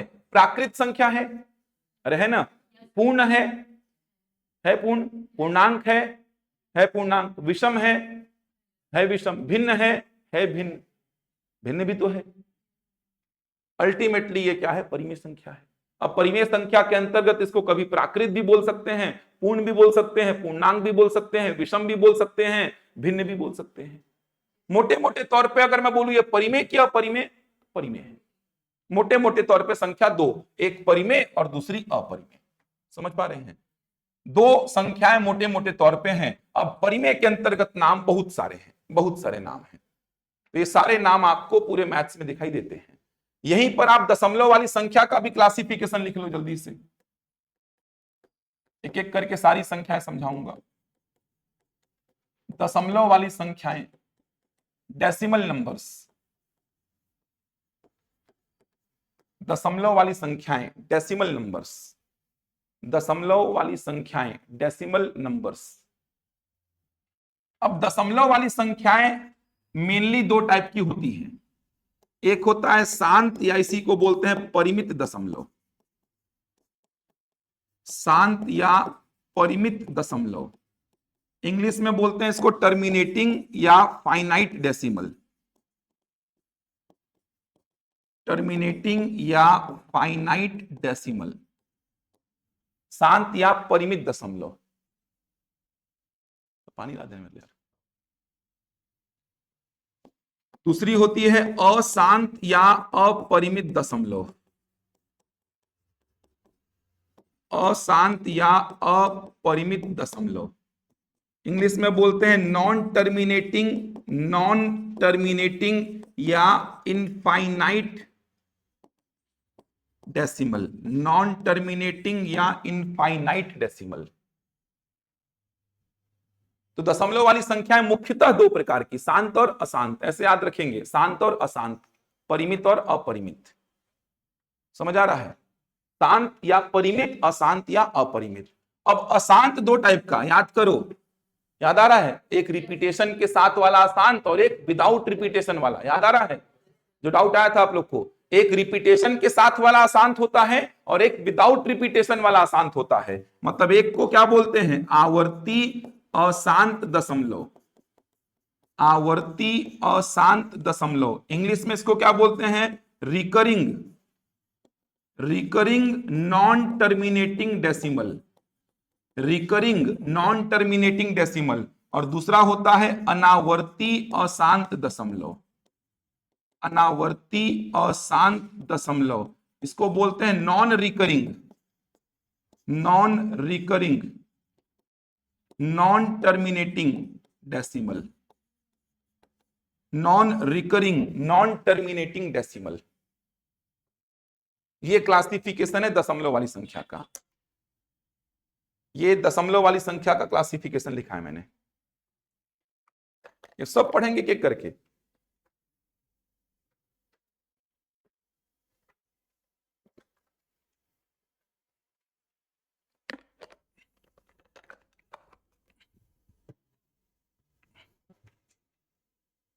हो गया। तो दशमलव वाली संख्याएं दो प्रकार की, शांत और अशांत, शांत है और अशांत है, शांत और अशांत। अशांत दो टाइप की, आवर्ती और अनावर्ती। याद रहेगा इतना, कोई डाउट तो नहीं। अब मोटे मोटे तौर पे तो संख्या दो ही थी, कौन कौन सी, परिमेय और अपरिमेय। मोटे मोटे तौर पे तो संख्या दो ही है, परिमेय और अपरिमेय। तो अभी के लिए ध्यान रखिए, आगे जाके तो बातचीत करूंगा, अभी के लिए याद रखिए ये परिमेय संख्या का ही पार्ट है। अभी के लिए बस ऐसा लिख लीजिए, ये परिमेय संख्या रैशनल नंबर का ही पार्ट है। ये जो है ये भी परिमेय संख्या रैशनल नंबर का ही पार्ट है, परिमेय संख्या का ही पार्ट है। ये वाला जो है, ये वाला अनावर्ती अशांत जो है, ये वाला, ये अपरिमेय संख्या है, अपरिमेय संख्या। अभी के लिए याद रखिए, क्योंकि मैंने बोला संख्या तो दो ही है, परिमेय और अपरिमेय। तो ये शांत दशमलव जो है ये परिमेय संख्या का ही पार्ट है। अशांत में आवर्ती वाला सेक्शन जो है, आवर्ती वाला सेक्शन ये परिमेय संख्या, और अनावर्ती वाला सेक्शन जो है ये अपरिमेय संख्या। समझ आ रहा है, आवर्ती वाला सेक्शन परिमेय और अनावर्ती वाला सेक्शन अपरिमेय। क्योंकि मोटे मोटे तौर पे संख्या तो दो ही, देखो ना मैं तीन संख्या लिखता हूं चलो आपके सामने, एक लिखा 2.5, ठीक, एक लिखा 2.3, ऐसा चल रहा है, इसी को बार के फॉर्म में लिखते हैं अपन ऐसा 2.33 पे बार, एक √2 का वैल्यू लिखा 1.41421356, अलग अलग अंक आ रहे हैं, कितने अंक हैं, अनंत। दिख रहा है ये क्या है, शांत, दशमलव के बाद शांत हो गया मतलब शांत कहलाएगा वो। ये दोनों ही क्या है, अशांत, दशमलव के बाद शांत नहीं हो रहे हैं मतलब क्या है, अशांत। अरे नाम से क्लियर है, टर्मिनेट हो गया तो टर्मिनेटिंग, टर्मिनेट नहीं हो रहा है तो क्या कहलाएगा, नॉन टर्मिनेटिंग। इसका मतलब ये क्या है, शांत, और ये दोनों क्या है, अशांत। समझ आ रहा है। अब रिपीटेशन के साथ अगर अशांत है तो कौन सा अशांत, आवर्ती, और विदाउट रिपीटेशन अगर अशांत है तो कौन सा अशांत, अनावर्ती। ऐसा बताऊंगा, एकदम सिंपल है। तो ये सारी चीजें पढ़ते हैं अपन एक एक करके। अब यहां तक का पूरा क्लासिफिकेशन देख लीजिए, याद करिए, मेमोराइज करिए पूरे को। चलिए कॉपी मत देखिए, मेमोराइज करिए, याद करिए। संख्या मुख्यतः कितने प्रकार की बोला, दो, कौन कौन सी, वास्तविक और काल्पनिक। शुरू से देखिए, संख्या दो प्रकार की, वास्तविक और काल्पनिक। काल्पनिक हटा दीजिए, आपके सिलेबस में नहीं है, जानकारी के लिए बस क्या याद रखिए, वर्गमूल के अंदर अगर ऋणात्मक रूप में संख्याएं हैं, वर्गमूल के अंदर अगर ऋणात्मक रूप में संख्याएं हैं तो ऐसी संख्याओं को काल्पनिक संख्या का नाम देंगे। ऐसा कोई भी नंबर आपको आपके सिलेबस में दिखाई नहीं देगा। काल्पनिक को छोड़ के बची क्या, वास्तविक। वास्तविक संख्या कितने प्रकार की, दो, परिमेय और अपरिमेय। अब कहीं कहीं पे वास्तविक संख्या की परिभाषा क्या लिखता है बुक में, कि परिमेय और अपरिमेय का संयुक्त रूप क्या कहलाता है, वास्तविक। एकदम सिंपल यार, वास्तविक संख्या दो प्रकार की, परिमेय और अपरिमेय, तो परिमेय और अपरिमेय का सम्मिलित रूप या संयुक्त रूप क्या कहलाएगा, वास्तविक। उससे कोई मतलब नहीं अपन को। तो वास्तविक संख्या दो प्रकार की, परिमेय और अपरिमेय। परिमेय संख्या तीन प्रकार की, प्राकृत, पूर्ण और पूर्णांक। ठीक, प्राकृत दो प्रकार की, सम और विषम। पूर्णांक तीन प्रकार की, ऋणात्मक, शून्य और धनात्मक। फिर मैंने बोला परिमेय संख्या के अंतर्गत एक संख्या आती है भिन्न संख्या। भिन्न संख्या का दो अलग अलग क्लासिफिकेशन, उचित, अनुचित, मिश्रित और तुल्य, दशमलव भिन्न और साधारण भिन्न। फिर मैंने बोला प्राकृत संख्या के ही अंतर्गत दो संख्याएं आती है, अभाज्य और भाज्य। फिर दशमलव वाली संख्याओं में मैंने बोला दो टाइप की संख्याएं होती हैं, शांत और अशांत। अशांत के अंतर्गत एक आवर्ती और एक अनावर्ती। इतनी संख्याएं हैं।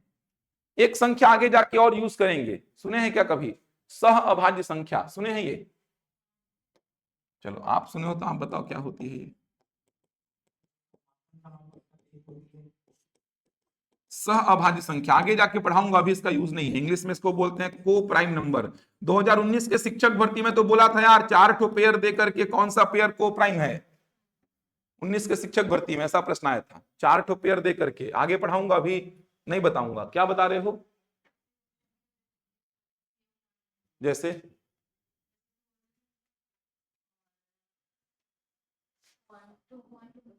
ठीक, दो संख्याओं का ऐसा पेयर जिसमें कुछ भी कॉमन ना निकले।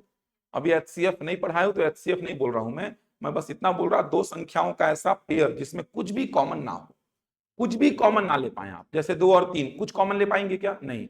2 और 3 का ये जोड़ा क्या कहलाएगा, सहभाज्य।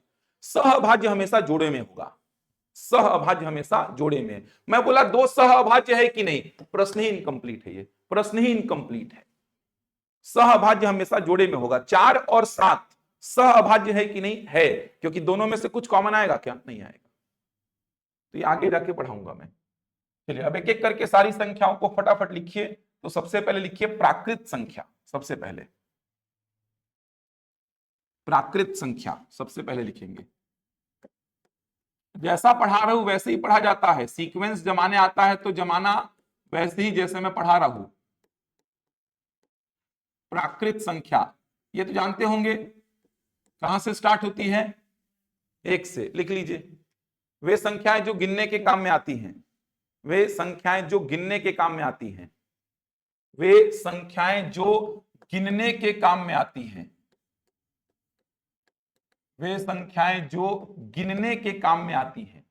The numbers which are used for counting, वे संख्याएं जो गिनने के काम में आती हैं।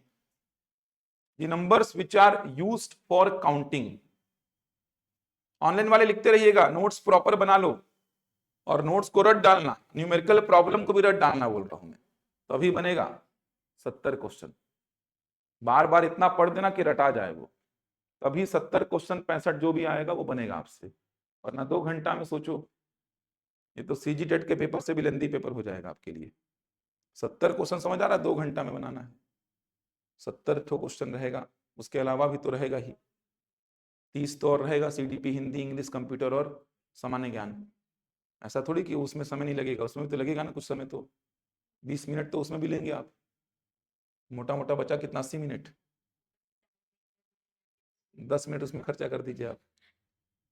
उनको तो वेट कराया करो, जैसे आप बना रहे हो ना कोई क्वेश्चन, आ गए ना तो खड़े रहने दिया करो, अपना बनाते रहा करो, फिर बनाने के बाद हाँ आप साइन कर, ऐसा किया करो। वहां पे बीच में मत छोड़ा करो, बनाते बनाते बीच में छोड़ देते हो ना तो फिर वो स्टार्टिंग से आपको बनाना पड़ता है उसको। ये सब छोटी छोटी बातें बच्चे सोच ही नहीं पाते।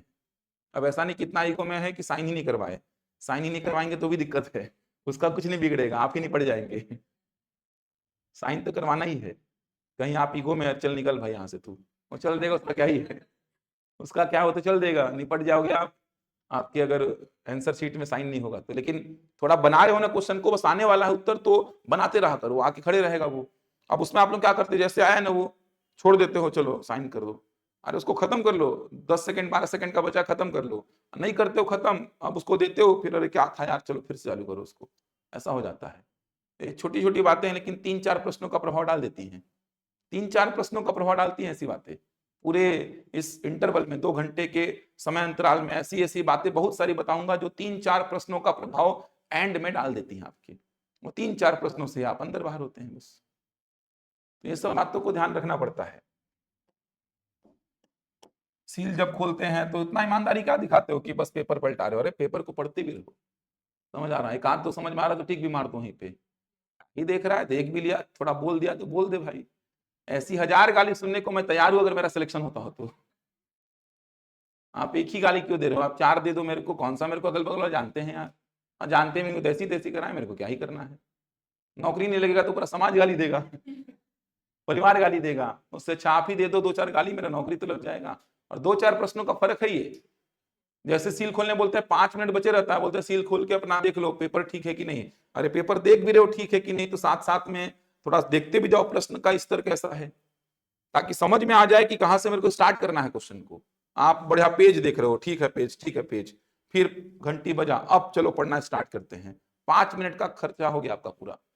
सील खोले जब पेपर को आप देख रहे हो ना, उसी समय पढ़ते भी जाओ, समझ में आ जाएगा कौन सा स्तर बहुत आसान है, कहां कहां के क्वेश्चन ऐसा देख के बन रहे थे, और उनको लगा भी दो। जैसे एक प्रश्न आया सबसे छोटी अभाज्य संख्या, मार दो, एग्जाम्पल के लिए बोल रहा हूं, ये तो पता है मार दो वहीं पे। ऐसे 4-5 प्रश्न लग गए ना वहां पे, अलग लेवल का कॉन्फिडेंस, पेपर चालू हुआ नहीं है मेरा 4-5 प्रश्न लग गया है।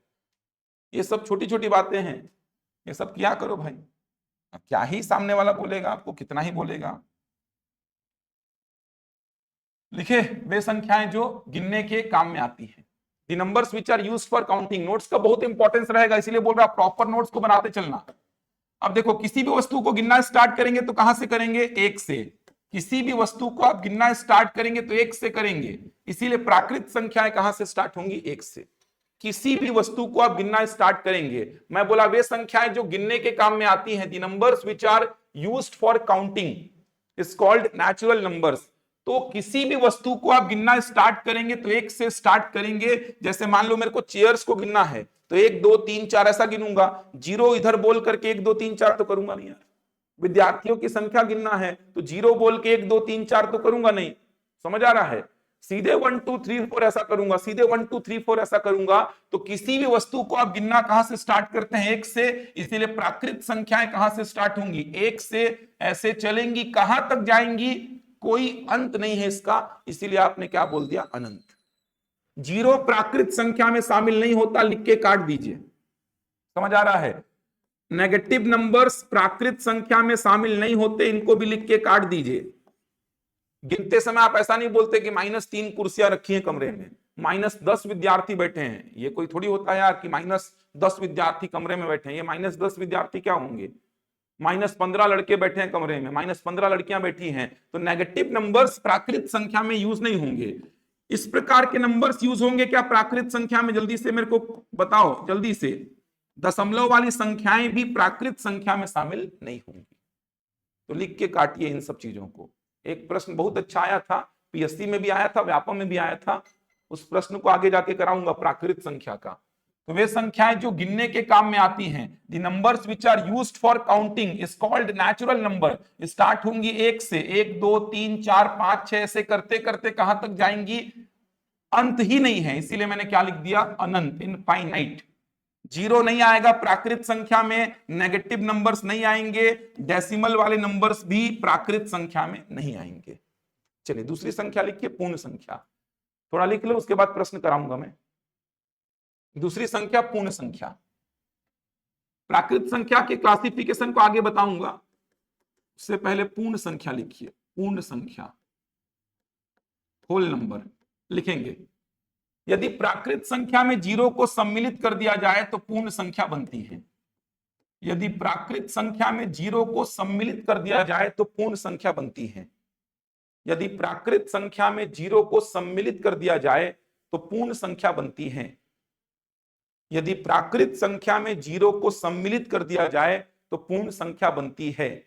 If zero is included in natural numbers, if zero is included in natural numbers, then it is called whole number. If zero is included in natural number, then it is called whole number. Then it is called whole number. If zero is included in natural number, then it is called whole number. आपको समझना बस ये है कि प्राकृत संख्या में zero भर को मिलाया है और कोई चेंजेस नहीं करना है। प्राकृत संख्या जो पढ़े हो आप, उसमें जीरो भर को मिला दो तो जो संख्याएं बनेंगी ये संख्याएं क्या कहलाएंगी? पूर्ण संख्या। अब यहां पर याद रखिएगा, नेगेटिव नंबर्स पूर्ण संख्या में शामिल नहीं होंगे। डेसिमल वाले नंबर्स पूर्ण संख्या में शामिल नहीं होंगे, याद रखिएगा। प्राकृत संख्या में जीरो भर को मिलाना है। तो सबसे छोटी या पहली पूर्ण संख्या क्या होगी? जीरो। यहां पे भी गलतियां होती है, याद रखिएगा। सबसे छोटी या पहली पूर्ण संख्या जीरो। जैसे मैं बोला प्रथम 25 प्राकृत संख्याएं, बताना मेरे को। प्रथम 25 प्राकृत संख्याएं, फर्स्ट 25 नेचुरल नंबर्स, कहां से कहां तक? 1 से 25। लेकिन मैं बोला प्रथम 25 पूर्ण संख्याएं, 0 से 24। ध्यान रखिएगा, ये सब छोटी छोटी बातें हैं। अगर मैं बोला प्रथम 25 प्राकृत संख्याएं तो 1 से 25, और प्रथम 25 पूर्ण संख्याएं 0 से 24। याद रहेगा? ऐसे प्रश्न आए हैं, पिछले बार के टेट के पेपर को देखेंगे तो उसमें प्रश्न आया है। जैसे प्रथम 50 प्राकृत संख्याओं का औसत बताइए, माध्य लिखा है वहां पे औसत की जगह पे, ऐसा प्रश्न देखे होंगे। प्रथम 50 प्राकृत संख्याओं का माध्य, तो आपको पता होना चाहिए प्रथम 50 प्राकृत संख्याएं कहां से कहां तक? 1 से 50। लेकिन प्रथम 50 पूर्ण संख्याएं बोलता है तो कहां से कहां तक? 0 से 49। दोनों में औसत में फर्क आ जाएगा। प्रथम 25 प्राकृत संख्याओं का औसत क्या होगा? 13। समझ आ रहा है? और प्रथम 25 पूर्ण संख्याओं का औसत क्या होगा? 12। जब क्रमागत संख्याएं होती हैं, समान अंतर में संख्याएं चलती हैं, समान अंतर में संख्याएं जब चलती हैं तो औसत निकालने का सबसे अच्छा तरीका क्या होता है? प्रथम पद और अंतिम पद को जोड़ के 2 से भाग दे दो। समांतर श्रेणी के थ्रू ये कंसेप्ट निकल के आता है। जब क्रमागत संख्याएं होती हैं, क्रमागत का मतलब क्रम से, समांतर श्रेणी में संख्याएं होती हैं, तो औसत निकालने का सबसे अच्छा तरीका है प्रथम पद और अंतिम पद को जोड़ के 2 से भाग दे दो। 1 और 25 को जोड़ो 26, 2 से भाग दो कितना हो गया? 13। 0 और 24 को जोड़ो 24, 2 से भाग दो कितना हो गया? 12। तो वो अलग बात हो गई औसत की, पढ़ेंगे औसत में। मुद्दा यह है कि गलती आपसे ये ना हो कि मैं प्रथम 25 प्राकृत संख्याएं पूछा तो आपको पता ही नहीं है कि पहली प्राकृत संख्या कौन। आपको डाउट है कि पहली प्राकृत संख्या 1 की 0, पहली पूर्ण संख्या 1 या 0। ये सब में बिल्कुल नहीं फंसना है। पहली प्राकृत संख्या 1 और पहली पूर्ण संख्या 0, याद रखिएगा। तो प्रथम 25 प्राकृत संख्याएं 1 से 25 और प्रथम 25 पूर्ण संख्याएं 0 से 24, याद रहेगा। प्रथम 5 प्राकृत संख्याएं क्या क्या होंगी? 1 2 3 4 5। लेकिन प्रथम 5 पूर्ण संख्याएं 0 1 2 3 4। पहली पूर्ण संख्या 0 तो दूसरी पूर्ण संख्या 1, तीसरी पूर्ण संख्या 2, चौथी पूर्ण संख्या 3 और पांचवी पूर्ण संख्या 4 बन जाएगा। तो छोटी छोटी बातें, गलती यहां पर नहीं होनी चाहिए। नेगेटिव नंबर्स पूर्ण संख्या में नहीं आएंगे, डेसिमल वाले नंबर्स भी पूर्ण संख्या में नहीं आएंगे, बस प्राकृत संख्या में 0 भर को मिलाना है, ये याद रखिएगा। अगला लिखिए पूर्णांक संख्या, इंटीजर्स।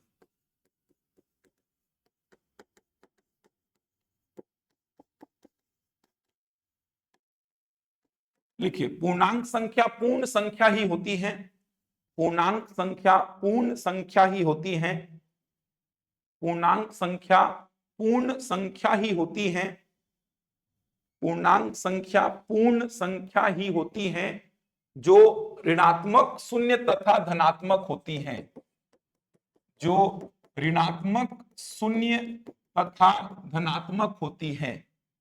पूर्णांक संख्या पूर्ण संख्या ही होती हैं जो ऋणात्मक, शून्य तथा धनात्मक होती हैं।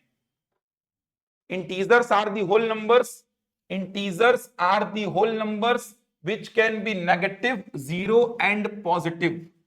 Integers are the whole numbers which can be negative, zero and positive. इसको बोलते हैं आप ऋणात्मक पूर्णांक, इसको बोलते हैं आप शून्य पूर्णांक, शून्य पूर्णांक, और इसको बोलते हैं आप धनात्मक पूर्णांक। ऋणात्मक पूर्णांक, शून्य पूर्णांक और धनात्मक पूर्णांक। तो integers are the whole numbers which can be negative, zero and positive. तो पूर्णांक संख्या पूर्ण संख्या ही होती है जो ऋणात्मक, शून्य और धनात्मक होती हैं। तो यहां पर तीनों प्रकार की संख्याएं आ जाएंगी, ऋणात्मक भी, शून्य भी और धनात्मक भी। याद रहेगा। दशमलव वाली संख्या यहां पर भी नहीं आएगी, इसको भी लिख के काट दीजिए। दशमलव वाली संख्या पूर्णांक संख्या में भी शामिल नहीं होगी। ये तीन संख्याएं हो गई आपकी, तीन संख्याएं। याद कैसे रखेंगे? बहुत आसान है, देखो याद करना बहुत सिंपल सा तरीका है। कैसे याद रखेंगे सर? 1 से स्टार्ट करिए, संख्याएं क्या होंगी? प्राकृत। थोड़ा पीछे जाके 0 को ले लीजिए तो संख्याएं क्या होंगी? पूर्ण। थोड़ा और पीछे जाइए और ऋणात्मक संख्याओं को भी ले लीजिए तो संख्याएं क्या होंगी? पूर्णांक। एकदम सिंपल। 1 से स्टार्ट किया प्राकृत, थोड़ा पीछे गया 0 को लिया पूर्ण, थोड़ा और पीछे गया ऋणात्मक संख्याओं को भी ले लिया तो संख्याएं क्या हो गई? पूर्णांक। दशमलव वाली संख्या इन तीनों में कहीं पर फिट नहीं बैठेगी। मतलब 2.5 को ना तो आप प्राकृत बोलोगे, ना तो पूर्ण बोलोगे और ना ही पूर्णांक। बन जाएगा। चलो बढ़े आगे। अब प्राकृत संख्या का जो क्लासिफिकेशन अपन किए थे, देखिए प्राकृत संख्या का जो क्लासिफिकेशन अपन किए थे उस पे पहले बात करते हैं। तो प्राकृत संख्या का क्लासिफिकेशन अपन किए थे जहां पर अपन लिखे थे समप्राकृत संख्या और विषम प्राकृत संख्या। मेरे को यह बताओ कि समप्राकृत संख्या बोलूं और सम संख्या बोलूं? ध्यान से समझना, यहां पर बहुत समस्या है, हर जगह पे अलग अलग बातें लिखी हुई हैं। सम प्राकृत संख्या बोलूं और सम संख्या बोलूं, मतलब इवन नेचुरल नंबर बोलूं और इवन नंबर बोलूं, तो दोनों का मतलब एक ही है कि अलग अलग है? सम प्राकृत संख्या और सम संख्या दोनों का मतलब एक ही है कि अलग अलग है?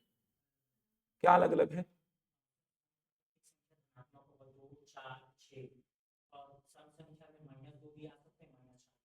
आप कैसे अलग बोल रहे हो?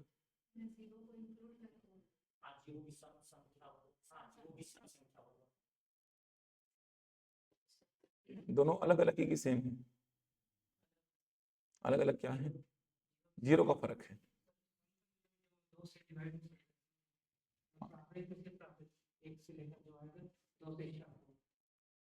क्या लगता है सेम है कि अलग है? क्या डिफरेंस समझ में आता है? सेम है। आपके हिसाब से आप क्या बोलना चाहते हैं कि -2 सम संख्या है? नहीं ठीक है, वो -2 सम संख्या है कि नहीं आपसे पूछ रहा है। मैं आपसे पूछा सबसे छोटी सम संख्या क्या है? आपसे पूछा मैं सबसे छोटी सम संख्या क्या है? लेकिन बचपन से तो अपन को 2 पढ़ाया गया है ना। बचपन से अपन को क्या पढ़ाया गया है? सबसे छोटी सम संख्या 2 है। ये पढ़ाएं कि नहीं पढ़ाए हैं? मैं आपसे भी पूछता सबसे छोटी सम संख्या है तो आप बोलते 2 है, बोलते ना। आप अगर -2 -4 को सम संख्या बोल रहे हैं तो इस हिसाब से तो आप सबसे छोटी सम संख्या बता ही नहीं सकते। लेकिन बचपन से तो अपन को पढ़ाया गया है कि सबसे छोटी सम संख्या 2 है। बहुत कॉन्ट्राडिक्शन है इस चीज को लेकर के, थोड़ा समझना बात को। बहुत कॉन्ट्राडिक्शन है, मैं पीएससी और व्यापम के पॉइंट ऑफ व्यू से बताऊंगा आपको। बहुत कॉन्ट्राडिक्शन है। कॉन्ट्राडिक्शन ये है कि सेंट्रल के जो टीचर्स हैं, कुछ टीचर, सारे नहीं, जो एसएससी रेलवे पढ़ाते हैं, उनका कहना है कि सम प्राकृत बोला ना तो कहां से स्टार्ट करो? 2 से, और सम बोला तो कहां से स्टार्ट करो? 0 से। नेगेटिव नंबर्स तो आएंगे ही नहीं, पहली बात तो नेगेटिव्स को तो छोड़ ही दो। 1-2 पब्लिकेशन वाले छाप दिए हैं कि -2 -4 सम संख्याएं हैं, वो तो कभी होंगी ही नहीं, उसको तो हटा ही दो। सेंट्रल के कुछ टीचर्स बोलते हैं कि सम प्राकृत बोला तो स्टार्ट करो कहां से? 2 से, और सम संख्या बोला तो स्टार्ट करो कहां से? 0 से। ऐसा बोलते हैं, ऐसा बोलते हैं। नेगेटिव नंबर्स तो आएंगे ही नहीं, पहली बात तो मैं एकदम नकार रहा हूं कि नेगेटिव नंबर्स तो आएंगे ही नहीं। ये कॉन्ट्राडिक्शन है।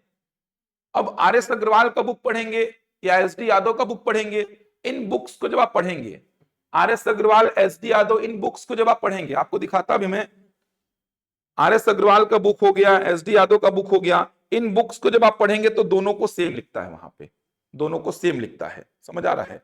दोनों को सेम लिखने का मतलब बोलता है कि आप सम प्राकृत बोलो या सम संख्या बोलो, दोनों का मतलब एक ही है।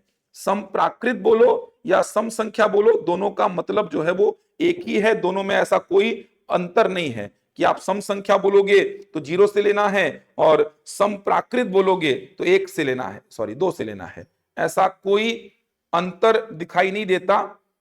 ये आर.एस. अग्रवाल का बुक में लिखा है, मैं दिखाता आपको। एस.डी. यादव के बुक में भी वही चीज लिखी हुई है। इन बुक्स को आप पढ़ेंगे तो आपको दिखाई देगा कि दोनों चीजें सेम हैं, सम प्राकृत और सम, दोनों चीजें सेम हैं। ये देखो, सम संख्याएं आप देखोगे तो कहां से स्टार्ट किया है? 2 से स्टार्ट किया है। ये एस.डी. यादव का बुक है। सम संख्याएं देखोगे तो 2 से, यहां सम प्राकृत नहीं लिखा है, केवल सम संख्याएं लिखा है, और स्टार्ट कहां से किया है? 2 से। तो बहुत कॉन्ट्राडिक्शन है। सेंट्रल के टीचर जो है वो बोलते हैं कि सम प्राकृत बोला तो स्टार्ट करना 2 से, और सम संख्या बोला तो स्टार्ट करना 0 से। सारे टीचर ने, 1-2 टीचर का मैं शॉर्ट्स वगैरह देखा हूं, उसमें ऐसा बोलते हैं। लेकिन आप पीएससी और व्यापम के पॉइंट ऑफ व्यू से ये समझो, आर.एस. अग्रवाल का बुक, आर.डी. शर्मा का बुक जो 9th 10th में आप पढ़ते होगे सीबीएसई बोर्ड के लिए, आर.डी. शर्मा, उसको देख लो, एस.डी. यादव देख लो, वहां पर सम प्राकृत बोले या सम बोले, दोनों का मतलब एक ही बताया है। सम प्राकृत संख्या बोले या सम संख्या बोले, दोनों का मतलब एक ही है। और पीएससी और व्यापम में भी आप हमेशा देखना, सबसे छोटी सम संख्या किसको लिया है? 2 को लिया है। ऐसा नहीं कि सम प्राकृत बोला है तो 2 लिया है, सम संख्या बोला है तो 0, ऐसा नहीं। सम संख्या बोले या सम प्राकृत संख्या बोले, दोनों में सबसे छोटी कौन सी संख्या लिया है? 2 लिया है। तो आप पीएससी और व्यापम के पॉइंट ऑफ व्यू से और ऑथेंटिक बुक्स पढ़ के देखो ना। ऑथेंटिक बुक्स बोल रहा, आर.एस. अग्रवाल पढ़ो, आर.डी. शर्मा पढ़ो, एस.डी. यादव पढ़ो, इन बुक्स को पढ़ो, तो वहां पर भी दोनों का मतलब एक ही बताया है। सिंपल सी बात है। तो आप लिखिए अपने कॉपी में, सम प्राकृत संख्या या सम संख्या, ऐसा करके, सम प्राकृत संख्या या सम संख्या, ताकि कंफ्यूजन ना रहे।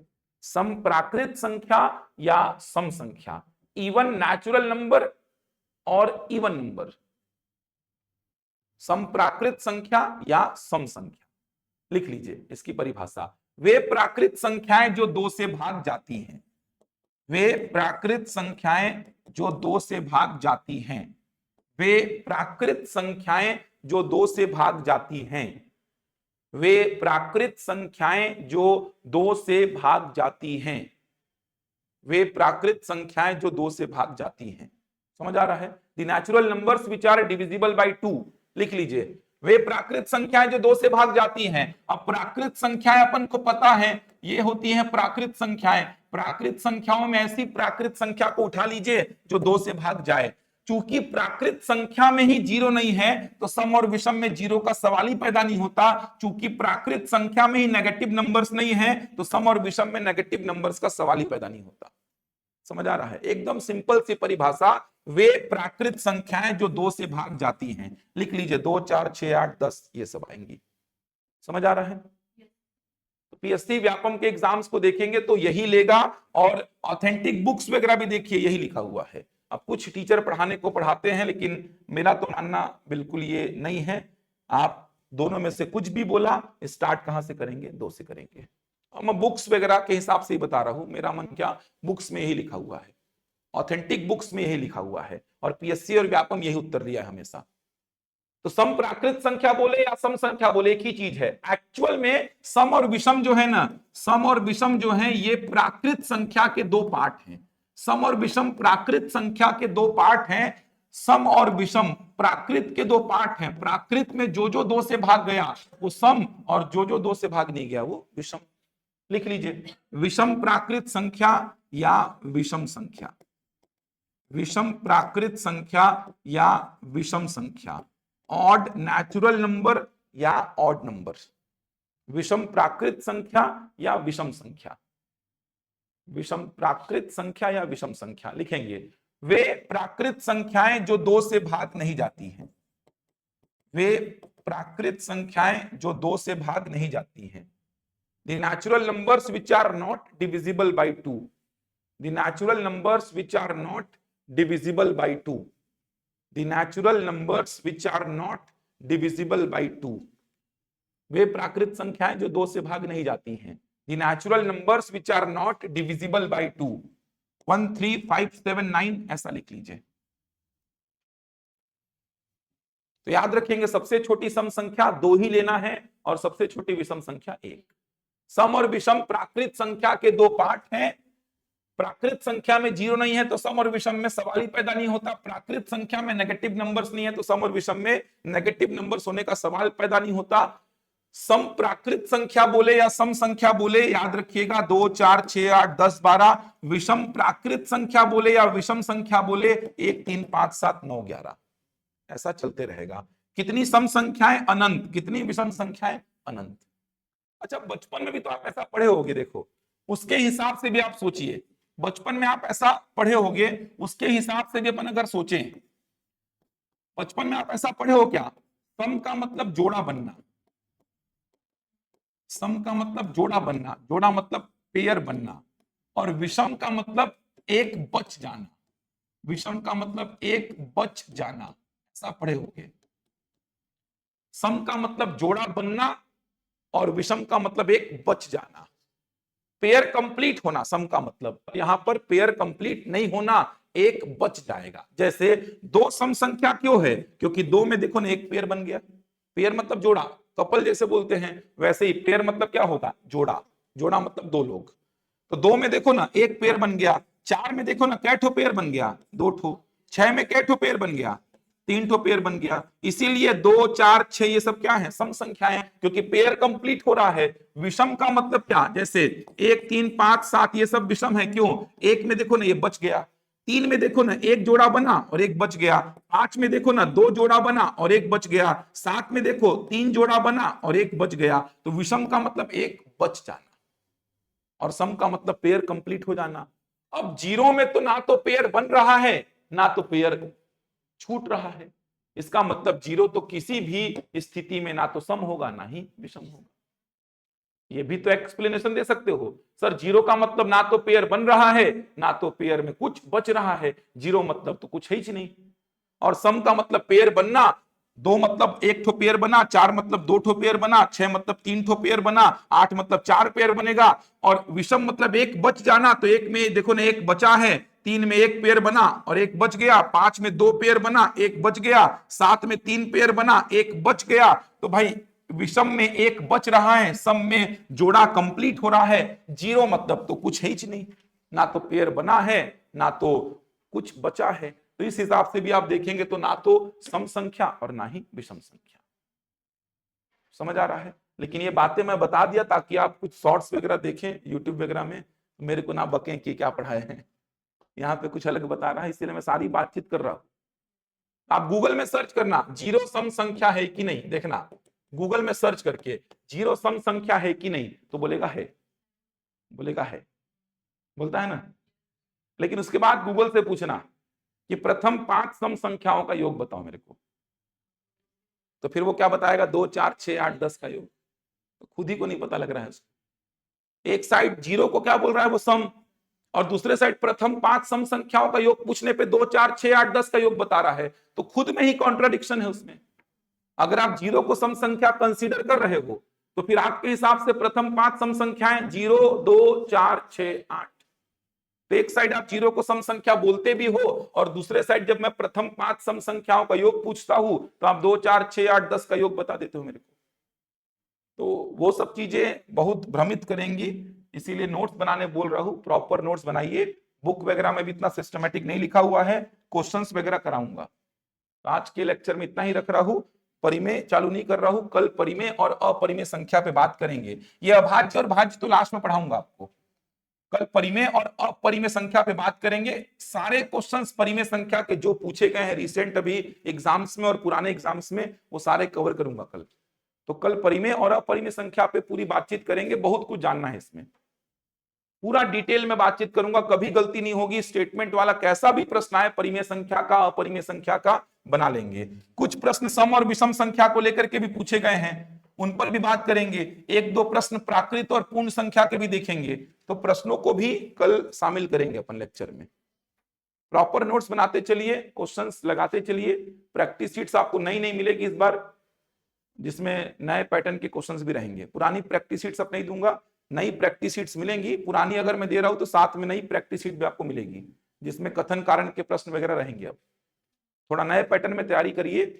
अब ऐसा नहीं कि नए पैटर्न में तैयारी करे पड़े हैं पुराने को भूल गए हैं, ऐसा भी मत करिएगा, कोई भरोसा नहीं है। अब मेरे को तो जहां तक ऐसा फील आ रहा है कि देखना ना, पुराने पैटर्न के क्वेश्चन देगा मंडी में। अच्छा, मंडी का एग्जाम होगा तो बहुत कुछ क्लियर हो जाएगा कि शिक्षक भर्ती कैसा होने वाला है। मंडी में भी अगर उसी पैटर्न को रखा, कथन कारण ये वो ऐसा वैसा किया, तो फिर शिक्षक पे गारंटीड करेगा वो।